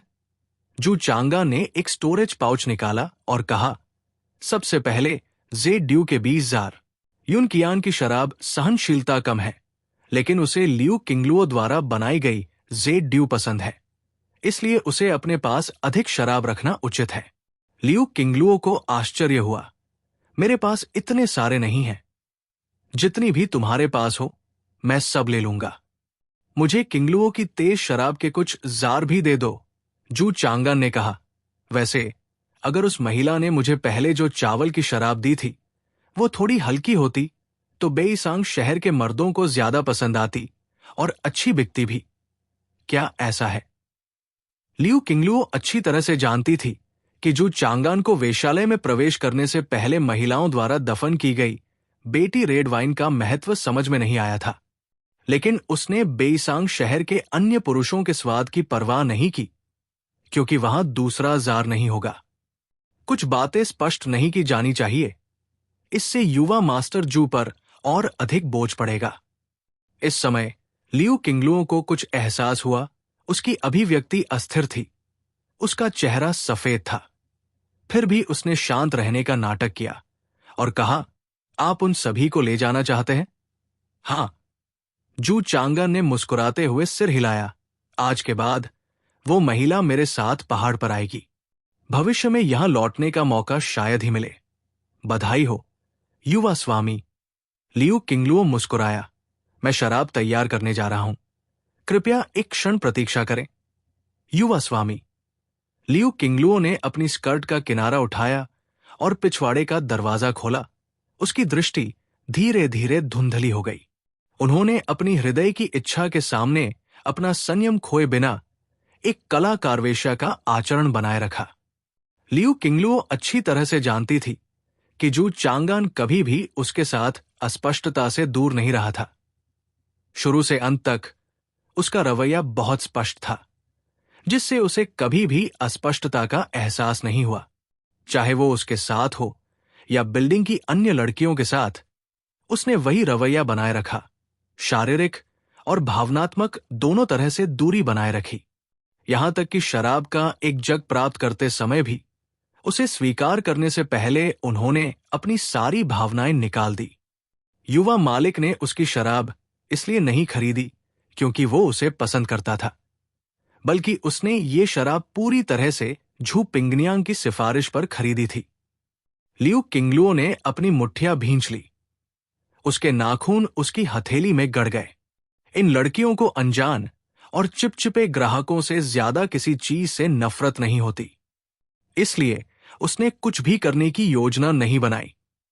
जू चांगान के सामने अपनी भावनाएं व्यक्त करना, इससे उसे बिना किसी मतलब के सिर्फ परेशानी ही होगी। कमरे में वापस आकर अपना थोड़ा सा श्रृंगार करने के बाद वो गंभीरता से शराब तैयार करने लगी, ये सोचते हुए कि युवा स्वामी इस बार जो चांदी लाए हैं वो भी हमेशा की तरह ब्रोकेट बॉक्स में रखी होगी, है ना? कमरे में जू चांगान चुपचाप बैठा था। उन्हें यह कहावत कभी पसंद नहीं आई कि सबसे कठिन चीज जो सहन करनी होती है वो है सुंदरता का अनुग्रह, क्योंकि ये केवल लोगों द्वारा लाभ प्राप्त करने के बाद मासूमियत का दिखावा करना था। क्या उसने सचमुच गलती की थी? और क्या उन युवकों की तरह इन लड़कियों को नीची नजर से देखना सही रवैया था? अपने पिछले जीवन और इस जीवन को मिलाकर युन कियान उनकी एकमात्र पत्नी थी, इसलिए रिश्तों के मामले में वो पूरी तरह से नौसिखिए थे। अन्यथा वो अपनी पत्नी के साथ अपनी घनिष्ठता को इस तरह व्यक्त नहीं करता जैसे कि ये कोई प्रेम प्रसंग हो। क्या उसे अपने परिवार की मिस युन से उसकी राय पूछनी चाहिए? मजाक कर रहा हूं। जो चांगा ने सोचा। जैसे ही उसने दरवाजा खोला तो उसने देखा कि युन कियान एक पेड़ के नीचे अकेला खड़ा था। युन कियान को देखकर जो चांगान मुस्कुराए बिना नहीं रह सका। वो उसके पास गया और इससे पहले कि वो कुछ कह पाता, युन कियान ने अपना हाथ उसकी ओर बढ़ा दिया। हमेशा की तरह उसने युन कियान का हाथ पकड़ लिया। क्या अब हम मधुशाला में प्रवेश कर सकते हैं? युन कियान ने पूछा। जू चांगान को पता था कि युन कियान को पहले जो हुआ उसके बारे में उत्सुकता नहीं होगी और उसने सिर हिला दिया। क्या तुमने शराब खरीदी? मिस लियू इसे तैयार कर रही है। चलो अंदर चलते हैं और इंतजार करते हैं। मैं खड़े खड़े थक गई हूं। युन कियान ने जू चांगान की गर्दन के चारों ओर अपनी बाहें लपेटते हुए कहा। मेरी गलती। जू चांगान ने युन कियान का इरादा समझ लिया और उसे शराब खाने में ले गया और एक मेज और कुर्सियों पर बैठा दिया। इस समय फर्श पर अभी भी कुछ खून के धब्बे बचे हुए थे, लेकिन युन कियान ने उस पर नजर नहीं डाली और जू चांगान के कंधे पर झुकते हुए जम्हाई ली। मैं थक गया हूं। मैंने तुमसे कहा था, क्या यह बेहतर नहीं होगा कि मिस घर पर अकेले आराम करें? युन कियान ने एक पल के लिए सोचा। जू चांगान की हल्की साबुन की खुशबू को सूंघते हुए कहा, कभी कभी मैं टहलने के लिए बाहर जाना चाहता हूं और आपके आसपास के लोगों से मिलना चाहता हूं। इस समय लियू किंगलुओ ने हाथ में पानी की एक बाल्टी लेकर दरवाजा खोला। महिला को जू चांगान के बगल में झुकते हुए देखा। उसके कदम रुके और फिर मुस्कुराए। शराब जो युवा मास्टर चाहते थे वो तैयार है। खुद की मदद करें, बस भुगतान करना याद रखें। टिप: आप अध्यायों के बीच ब्राउज करने के लिए बाएं, दाएं और डी कीबोर्ड कुंजियों का उपयोग कर सकते हैं। नॉवेल बिन लाइट नॉवेल, वेब नॉवेल, कोरियाई नॉवेल और चीनी नॉवेल मुफ्त में ऑनलाइन पढ़ें। आपको सैकड़ों अंग्रेजी अनुवादित लाइट नॉवेल, वेब नॉवेल, कोरियाई नॉवेल और चीनी नॉवेल मिलेंगे, जिन्हें रोजाना अपडेट किया जाता है। ऑनलाइन उपन्यास पढ़ें, ऑनलाइन लाइट नॉवेल पढ़ें, मुफ्त में ऑनलाइन पढ़ें, मुफ्त लाइट नॉवेल ऑनलाइन। अध्याय 28:028 नीचे उतरें और मेकअप हटाएं। इस समय लियू किंगलुओ ने पहले ही अपनी भावनाओं और मेकअप को समायोजित कर लिया था। चांदी स्वाभाविक रूप से महिला के लिए अपरिहार्य है। जो चांगान को पता था कि लियू किंगलुओ के लिए अकेले इतनी शराब ले जाना असंभव था, इसलिए उसने सिर हिलाया और शराब लेने के लिए पिछवाड़े में चला गया। इस प्रकार कमरे में केवल युन कियान और लियू किंगलुओ ही बचे थे। युन कियान ने अपने सामने शराब पी रही महिला को उत्सुकता से देखा, क्योंकि वो पहली महिला थी जिसे उसने जू चांगान के प्रति पूर्ण स्नेह से देखा था, जो स्पष्ट रूप से रोमांटिक रुचि थी। युन कियान को यह नहीं पता था कि जू चांगान के प्रति उसकी भावनाएं लियू किंगलुओं की भावनाओं से कितनी भिन्न थी। जैसे ही यू कियान ने लियू किंगलू को देखा, लियू किंगलुओ भी उसे देख रहा था। भले ही युन कियान ने घूंघट पहना था, लेकिन सिर्फ भौहों और आंखों से लियू किंगलुओ समझ गया कि वांजी बिल्डिंग की इस प्रथम श्रेणी की महिला के सामने वो एक नौकरानी की तरह साधारण थी। डाह करना। लियू किंगलुओ ने पाया कि युन कियान का सामना करते हुए वो जरा भी ईर्ष्या महसूस नहीं कर सकती थी, क्योंकि जिस व्यक्ति को युवा मास्टर जू पसंद करेंगे वो सिर्फ दिखने में उत्कृष्ट नहीं है, उनके सामने ये बहन हर तरह से उत्कृष्ट होनी चाहिए। सुश्री यू। लियू क्विंगलुओ ने यू कियान को प्रणाम किया। युन कियान ने सिर हिलाया। दोनों ने आगे कुछ नहीं कहा। वे एक दूसरे से बहुत परिचित नहीं थे और लियू किंगलुओं को समझ नहीं आ रहा था कि क्या कहें, क्योंकि लालसा का कोई उद्देश्य नहीं था। लियू किंगलुओं ने बाल्टी जमीन पर रखी, टूटे हुए फर्श पर धीरे से घुटने टेके, खून से सने लकड़ी के टुकड़े उठाए और फर्श पर लगे खून के धब्बों को गंभीरता से साफ किया। वो वास्तव में गु कियानचेंग से फर्श साफ करने में मदद नहीं मांग सकती थी। किसी को कुछ आत्म जागरूकता होनी चाहिए। युन कियान ने लियू किंगलुओ को देखा और सोचा कि वो एक बहुत ही साधारण लड़की है, क्योंकि जू चांगान द्वारा लिखे गए उपन्यासों में अधिकांश महिलाओं को सौम्य रूप में चित्रित किया गया है। क्या तुम्हें खून से डर नहीं लगता? युन कियान ने लियू किंगलुओ के हाथ पर लकड़ी के टुकड़ों से पड़े खरोंचों को देखते हुए पूछा। तुम्हारे पूरे हाथ पर खरोंचे लग गई है। जब भी युन कियान गलती से चाकू से अपनी उंगली काट लेती और उसमें से थोड़ा खून निकलता तो जू चांगान बेहद चिंतित हो जाती। क्या बहन का मतलब मुझसे है? लियू किंगलुओ ने कपड़े से खून निचोड़ा और कहा, डरने की कोई बात नहीं है। बोलते हुए लियू किंगलुओ ने धीरे से मुस्कुराते हुए कहा, पानी शक्तिशाली है। दुनिया में ऐसी कोई चीज नहीं है जिसे ये साफ ना कर सके। मुझे भी नहाना पसंद है। युन कियान ने अपने पति के साथ बिताए कई प्रभावशाली पलों को याद करते हुए सिर हिलाया। लियू किंगलुओ चौंक गई, फिर उसने अपना सिर हिलाया, ये सोचकर कि ये बहन वास्तव में दिलचस्प है, और सफाई का काम जारी रखा। युन कियान ने लियू किंगलुओ के हल्के मेकअप और उसके सुंदर आंसू के तिल को देखा और पलकें झपकाई। इस बारे में बात करते हुए जू चांगान ने भी अपना रूज खरीदा था, लेकिन उसने इसका ज्यादा इस्तेमाल नहीं किया था। उसने महसूस किया कि लियू किंगलुओ एक बहुत ही सुंदर व्यक्ति था। युन कियान स्पष्ट रूप से दिखावे की बात नहीं कर रही थी, बल्कि कुछ गहरी, लगभग आत्मिक बात की बात कर रही थी। युन कियान की आंखों में उसके सामने बैठी शराब वाली महिला जुगनुओं की हल्की चमक बिखेर रही थी, ठीक उस पीली शराब के जार की तरह जो उसने जू चांगान को दी थी, जिससे शरीर और मन दोनों को आराम महसूस होता था। ओह, लेकिन यह महत्वपूर्ण नहीं है। युन कियान को लियू किंगलुओ की जे ड्यू वाइन बहुत अच्छी लगी। हालांकि ये मसालेदार थी, फिर भी वो इसे पी सकी। इस समय जू चांगान एक भंडारण थैली के साथ पिछवाड़े से लौटा। लियू किंगलुओ को फर्श पर खून के धब्बे साफ करते देखकर आश्चर्यचकित हुआ, लेकिन उसने बिल्कुल भी टिप्पणी नहीं की। युवा मास्टर, क्या आपका काम खत्म हो गया? लियू किंगलुओ ने पूछा। सब मिल गया। जू चांगान ने भंडारण थैली को थपथपाया, फिर चांदी की 2 सिल्लियां निकाली और उन्हें मेज पर रख दिया। यह रहा चांदी, दरबारी महिला की शराब। क्या यह पूरी तरह से यंग मास्टर द्वारा नहीं चलाई गई है? लियू किंगलुओ ने अपने होंठ काटे। उसके कानों पर रत्न की बालियां धीरे से हिल रही थी। इतने समय तक दरबारी महिला के व्यवसाय का समर्थन करने के लिए धन्यवाद। इसे सचमुच सहारा नहीं कह सकते। जू चांगान को लगता था कि लियू किंगलुओ जन्म से ही एक कलाकार वेश्या है। उसे इस छोटी सी चांदी की कमी नहीं होनी चाहिए। जू पिंगनियांग के अनुसार वेश्यालय में जन्मी इन महिलाओं को अगर वे रखैल बनकर शादी नहीं करना चाहती तो खुद को सुधारने के बाद एक उचित करियर ढूंढना पड़ता था। वापस जा रहे हो?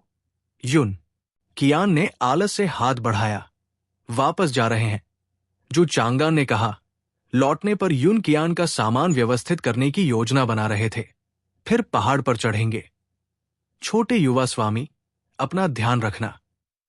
लियू किंगलुओ ने मुस्कुराते हुए जू चांगान की ओर हाथ हिलाया। दरबारी आपको विदा नहीं करेंगी। जू चांगान ने सिर हिलाया, फिर युन कियान का हाथ पकड़ा और मधुशाला से बाहर निकलकर घर लौट आया। शराब खाने में लियू किंगलुओ ने सावधानी पूर्वक दरारों में खून के धब्बे साफ किए। कभी कभी जब आपको परिणाम पहले से पता होता है तो उसे स्वीकार करना या न करना आपके ऊपर निर्भर नहीं होता। ये सम्मानजनक भी हो सकता है। घर के रास्ते में युन कियान ने जू चांगान का हाथ पकड़ लिया और कहा, मुझे वो बहुत पसंद है। शराब बहुत पीने योग्य है। मैं ढेर सारी जेड ड्यू वाइन लाया हूं, जिसे मिस पीना बहुत पसंद करती है। मैं इसे रख लूंगा, जू चांगान ने कहा। युन कियान ने कुछ देर तक जू चांगान के हाव भाव को देखा, फिर अचानक पूछा, क्या तुम्हें वो पसंद है? बेशक मुझे वो पसंद है, जू चांगान ने कहा। जब तक कोई व्यक्ति कोई बुराई नहीं करता, तब तक एक मेहनती और मजबूत व्यक्ति आवश्यक रूप से सम्मान का पात्र नहीं होता। लेकिन फिर भी उसके प्रयास के कारण उसे तिरस्कृत या अपमानित नहीं किया जाना चाहिए। लियू किंगलुओ जैसे किसी व्यक्ति की तरह स्वाभाविक रूप से जू चांगान उसे पसंद करता है, लेकिन इस पसंद का रोमांटिक प्रेम से कोई लेना देना नहीं है। युन कियान ने संकेत दिया कि वो समझ गई है। मिस, मैंने अभी तक समझाया नहीं है। आप मुझे समझाने का मौका क्यों नहीं देती? जू चांगान असहाय महसूस कर रहा था। सोच रहा था कि क्या उसकी पत्नी पहले से ही इतनी उदार थी कि वो उसे अन्य महिलाओं को पसंद करने की अनुमति दे सके। मैं तो बस पूछ रहा था। युन कियान ने जू चांगान का हाथ पकड़ लिया और कहा, जब तक तुम खुश हो। जू चांगान ने आह भरी। मिस युन, जब आपके लिए ईर्ष्या करने का समय आता है तो आप ऐसा क्यों नहीं कर पाती? फिर उसने युन कियान को समझाना शुरू किया कि पसंद करने के प्रकार से उसका क्या मतलब है। फ्लावर मून बिल्डिंग में गु कियानचिंग झिझकते हुए झू पिंगनियांग के पास गया और डरते हुए कहा, चाची टोंग, अपनी गलती का एहसास? झू पिंगनियांग ने गु कियानचिंग को तिरछी नजर से देखा। मुझे पता है कि मैं गलत था। गु कियानचिंग ने पास आकर झू पिंगनियांग का हाथ प्यार से पकड़ लिया। इतने कठोर होने के बावजूद क्या आप ल्यूअर के लिए परेशानी खड़ी करने से नहीं डरते? झू पिंगनियांग ने पूछा। गु कियानचिंग ने एक पल सोचा और कहा, तो मैं उस बदमाश से संबंधित सभी लोगों को मार डालूंगा। आप क्या सोच रहे हैं? क्या दुश्मनों को मारना नहीं चाहिए? झू पिंगनियांग का मुंह थोड़ा सा फड़क उठा। तुम दानव संप्रदाय में शामिल क्यों नहीं हो जाते? कोई बात नहीं, इससे वास्तव में कोई परेशानी नहीं होगी। मैं तो बस कह रहा हूं।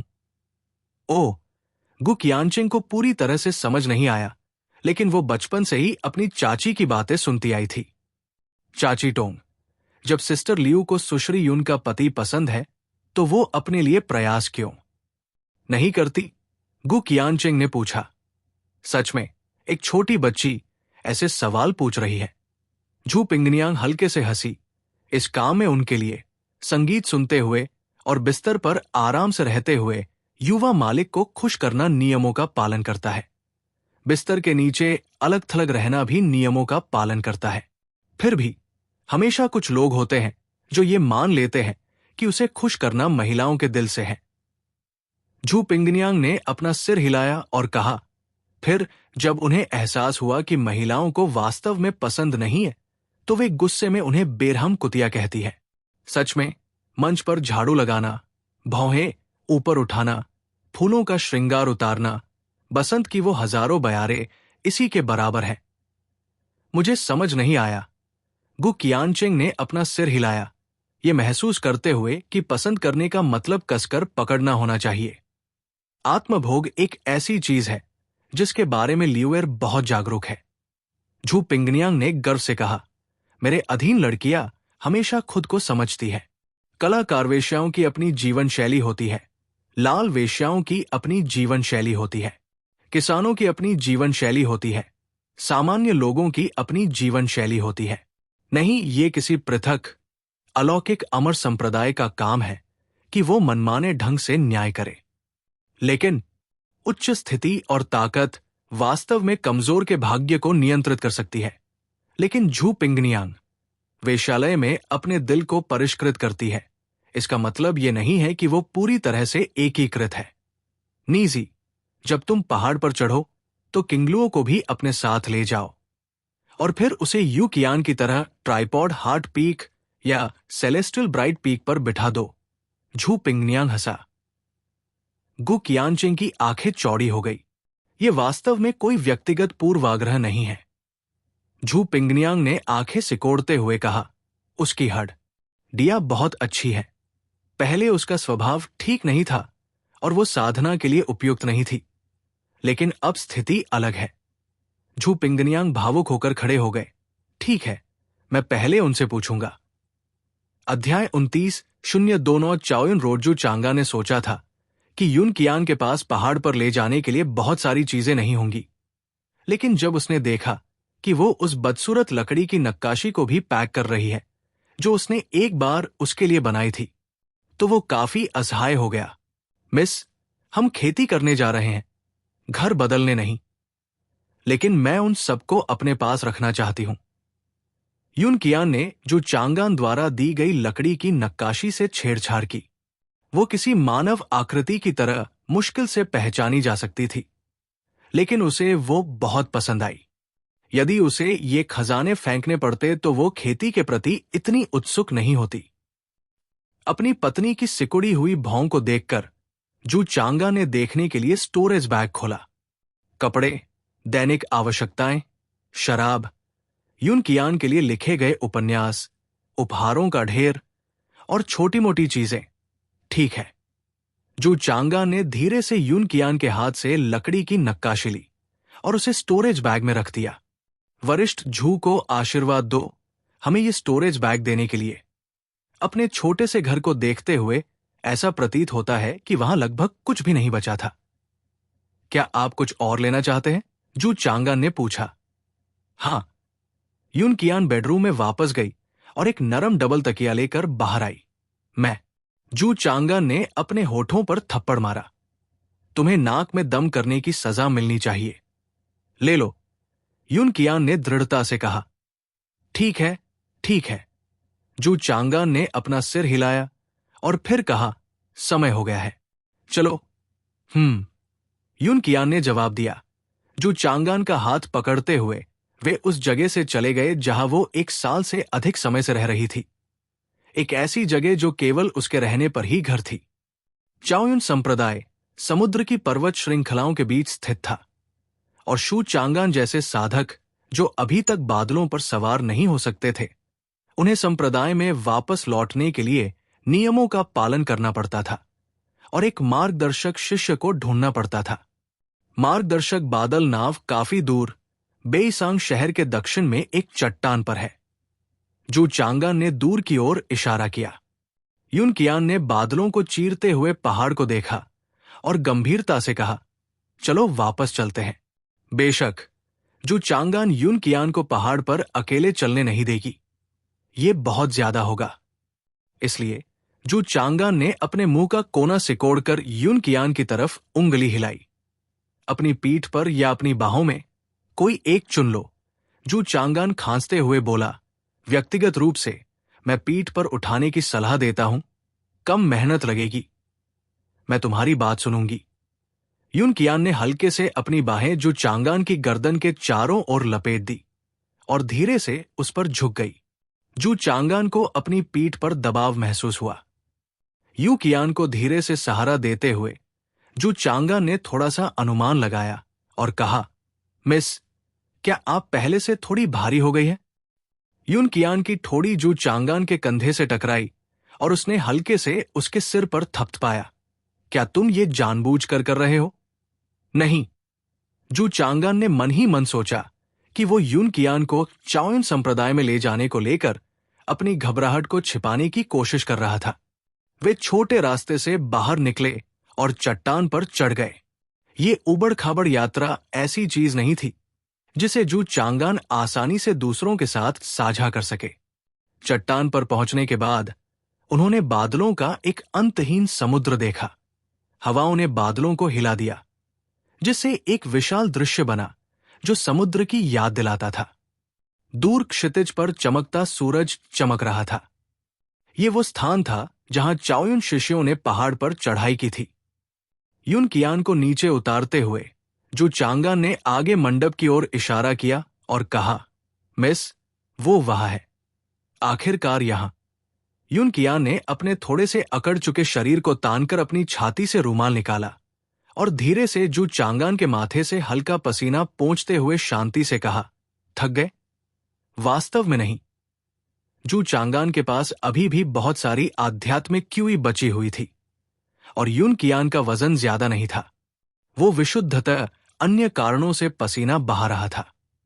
युन कियान के सुंदर आकार को देखते हुए जू चांगान ने धीरे से आह भरी, हमेशा ये सोचते हुए कि अगर कोई युन कियान को अपना पसीना पोंछते हुए देखेगा तो वे सोचेंगे कि ये एक बड़ी बहन है जो छोटे भाई की देखभाल कर रही है, या यहां तक कि एक मां अपने बेटे की देखभाल कर रही है, कभी भी एक जोड़ा नहीं। उसने अपना चेहरा छुआ डॉट। यदि उसे 2 वर्ष और दिए जाएं, तो वो एक लड़के से एक युवा व्यक्ति में परिवर्तित हो जाएगा।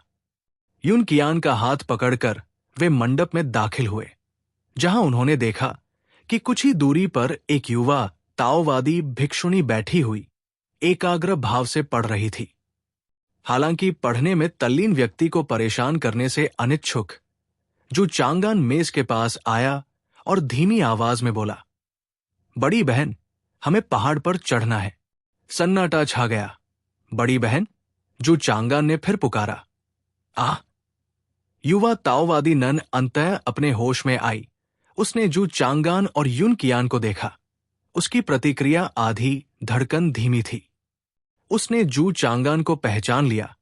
ये उनकी पहली मुलाकात नहीं थी, लेकिन जू चांगान के बगल में ये खूबसूरत व्यक्ति, युवा ताओवादी नन उनके हाथ जोड़े देखकर हैरान रह गई। फिर भी उसने आगे कुछ नहीं पूछा। झू पिंगनियांग द्वारा दिए गए जेड ताबीज की जांच करने के बाद उसने उन्हें जाने दिया। जब शू चांगान और युन कियान की आकृतियां दृष्टि से ओझल हो गई, तभी युवा ताओवादी नन ने अपना सिर हिलाया। वो मुयू पीक से नहीं थी, लेकिन उसने जू चांगान का नाम कई बार सुना था। एक बाहरी शिष्य जिसका कोई गुट न हो, फिर भी मुयू पीक में सुरक्षित रूप से रहने वाले व्यक्ति का ध्यान आकर्षित करने के लिए पर्याप्त था। अंत में उसे समझ नहीं आया कि शू चांगान में ऐसी क्या खास बात थी। 1 साल बाद भी वो सिर्फ क्यूई साधना के 9वें स्तर पर ही था। ऐसी योग्यता को बुरा तो नहीं कहा जा सकता था, लेकिन ये कोई खास प्रभावशाली भी नहीं थी। हालांकि मुयू पीक की महिलाएं दूसरों से अलग थी। उनकी साधना तकनीकें अजीब थी, अक्सर अपरंपरागत थी और पारंपरिक प्रथाओं के विपरीत थी। उदाहरण के लिए, जो लोग संगीत, शतरंज, सुलेख और चित्रकला की साधना कर रहे हैं, तलवारबाजी का अभ्यास कर रहे हैं, या फिर जो लोग उस आकर्षण तकनीक को निखार रहे हैं जिसे हैवान संप्रदाय ने त्याग दिया था, ये सब अंततः हृदय शोधन के लिए नश्वर संसार में प्रवेश की आवश्यकता है। सभी प्रकार के विधर्मी मार्ग। असली प्रतिभाओं को बाद में तलवार परीक्षण स्प्रिंग में देखा जाएगा। अफवाह यह है कि हैवान संप्रदाय की छोटी राजकुमारी भी इस बार आएगी। इसलिए ओपन सोर्स दायरे के सर्वोत्तम झरने के पानी के लिए उसके और प्रोफाउंड स्वॉर्ड ब्यूरो के उत्तराधिकारी के बीच प्रतिस्पर्धा होनी थी। हैवान बेल और दिव्य तलवार दिव्य दर्पण के बीच दूसरा टकराव कुछ ऐसा था जिसका संप्रदाय के कई लोग इंतजार कर रहे थे। युवा ताओवादी नन की आंखों में कुछ उत्सुकता दिख रही थी। उपरोक्त नियमों के अनुसार गहन तलवार ब्यूरो के युवा मास्टर जिंग को आज दौरा करना था, और वो सोच रही थी कि कौन सी बहन मार्गदर्शक होगी। बादलों के बीच एक छोटी नाव चल रही थी, जिसमें जो चांगान और युन कियान बादलों वाली नाव में बैठे हुए असीम बादलों के समुद्र का अवलोकन कर रहे थे।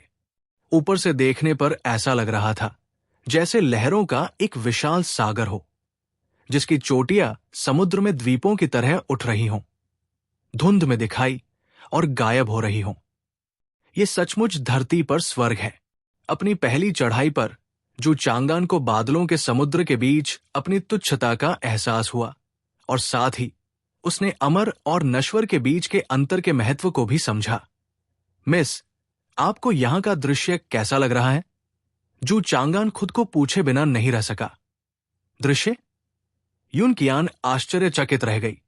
फिर उसे एहसास हुआ कि वह और जू चांगान अनजाने में ही स्वर्ग में पहुंच गए थे।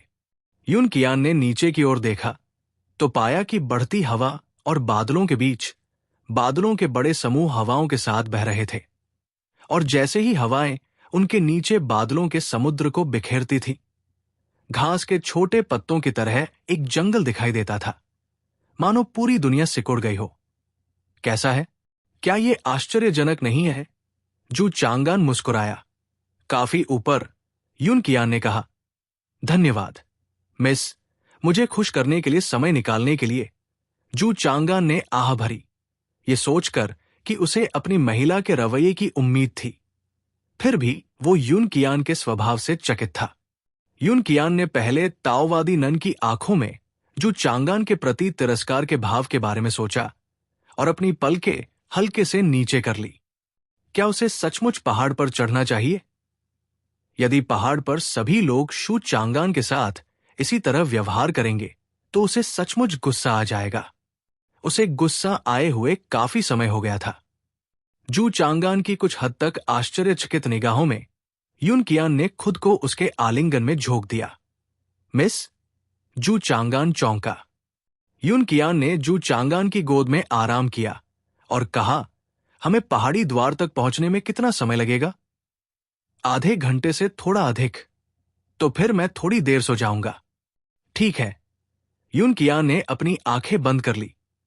जू चांगान की खुशबू को सूंघते हुए उसका मूड बहुत बेहतर हो गया और वो शांति से सो गई। वो वास्तव में सो सकती है। जू चांगान ने यून कियान की सिकुड़ी हुई भौं को धीरे धीरे ढीला होते देखा और धीरे से आह भरी। क्लाउड बोट के साथ अपने पहले अनुभव के दौरान उन्होंने एक से अधिक बार इस बात पर विचार किया कि यदि क्लाउड बोट टूट जाए तो क्या करना चाहिए। डिंग। उस समय सिस्टम अधिसूचना ध्वनि अचानक बज उठी। जू चांगान आश्चर्यचकित रह गया और फिर उसे याद आया कि उसके पास अभी भी एक सिस्टम है जिसका वो उपयोग कर सकता है। वो लगभग इसके बारे में भूल गया था। कार्य, काम और आराम का संतुलन, पुरस्कार वितरण, दुकान अपडेट पूरा हो गया, कृपया स्वयं जांच करें। अंततः इसे अपडेट कर दिया गया। जू चांगान ने दुकान खोली, केवल सिस्टम रिवॉर्ड को अपडेट करते हुए देखा। जेड स्प्लेंडर प्रिमोडियल क्यूई, मूल्य 9 लाख, अधिकतम खरीद मात्रा 1। इसे खाने से साधना योग्यता बढ़ती है, प्रभाव व्यक्ति पर निर्भर करता है। नोट, साधना का हृदय कभी नहीं मरता, सब भाग्य व्यर्थ है। जू चांगान की आंखें चौड़ी हो गई। खरीदने के लिए 9 लाख दिव्य दांव अंक की आवश्यकता है। पिछली सभी वस्तुओं से जो बात अलग थी वो ये कि जेड स्प्लेंडर प्रिमोडियल क्यूई के वर्णन के बाद छोटे सुनहरे पाठ की एक अतिरिक्त पंक्ति है, साधना का हृदय कभी नहीं मरता, सब भाग्य व्यर्थ है।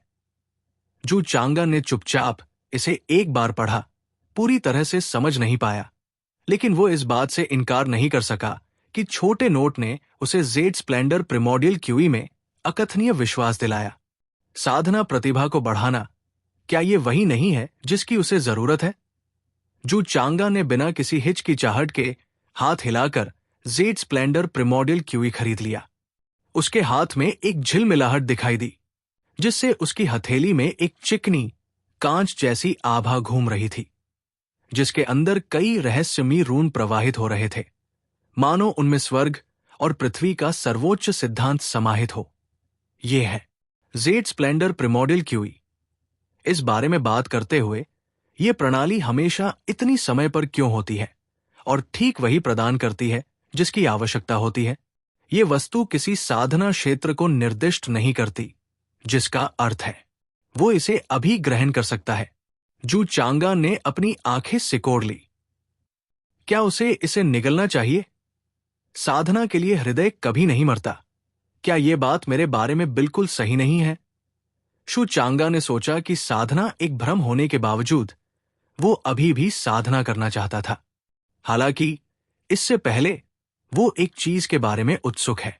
जू चांगा ने अपने हाथ में जेड स्प्लेंडर प्रिमोडियल क्यूई को देखा। उसकी आंखें थोड़ी सिकुड़ी हुई थी। क्या यून कियान इसका उपभोग कर सकता है? अभी भी विचार करते हुए जू चांगान का हाथ अनजाने में यून कियान के गुलाबी होठों के करीब चला गया। लगभग उसी समय शू चांगान के मन की व्यवस्था चेतावनियों की बौछार से फट पड़ी और उसके हाथ में रहस्यमयी कांच जैसी आदिम क्यूई अराजकता की ओर बढ़ने लगी। रहस्यमयी रून, जो मूल रूप से स्वर्ग और पृथ्वी के सर्वोच्च सिद्धांत को समाहित करते प्रतीत हो रहे थे, अचानक अपने संचालन पथों से भटक गए, घबराहट में भागने लगे, जिससे संपूर्ण आदिम क्यूई फैलने और सिकुड़ने लगी और पूरी तरह टूटने के कगार पर पहुंच गई। अपने मन में सिस्टम की चेतावनियों को सुनकर जू चांगान ने अपना हाथ वापस खींच लिया और फिर जेड स्प्लेंडर प्रिमोडियल क्यूई धीरे धीरे सामान्य हो गई। तो इसका मतलब है सिर्फ मैं ही इसका इस्तेमाल कर सकता हूं। जू चांगान ने सिर हिलाया। सिस्टम ने उसे बताया कि सभी विनिमय वस्तुएं उसके पास ही रहेंगी। अन्य लोग उनका उपयोग नहीं कर सकते। ये सामान्य बात है, इसमें कुछ भी अजीब नहीं है। जू चांगा ने जेड स्प्लेंडर प्रिमोडियल क्यूई को सिस्टम स्पेस में रख दिया और बाद में अपने निवास में उसका उपभोग करने की योजना बनाई। वे अभी भी क्लाउड बोर्ड पर थे। कौन जाने क्या हो जाए। ये प्रणाली हाल ही में अत्यंत उपयोगी साबित हुई है। प्रतिभा को निखारने के लिए आदिम क्यूई, सफलता के लिए ताबीज, मार्शल तकनीक की गुप्त विधियों को बढ़ाने के लिए और यहां तक कि स्वर्गीय दांव आध्यात्मिक शक्ति के लिए भी। ये व्यावहारिक रूप से एक विचारशील वन स्टॉप सेवा है। अपने चारों ओर फैले शानदार बादल सागर को देखते हुए जू चांगान ने अपना सिर नीचे किया और यून कियान के सोते हुए चेहरे की प्रशंसा की।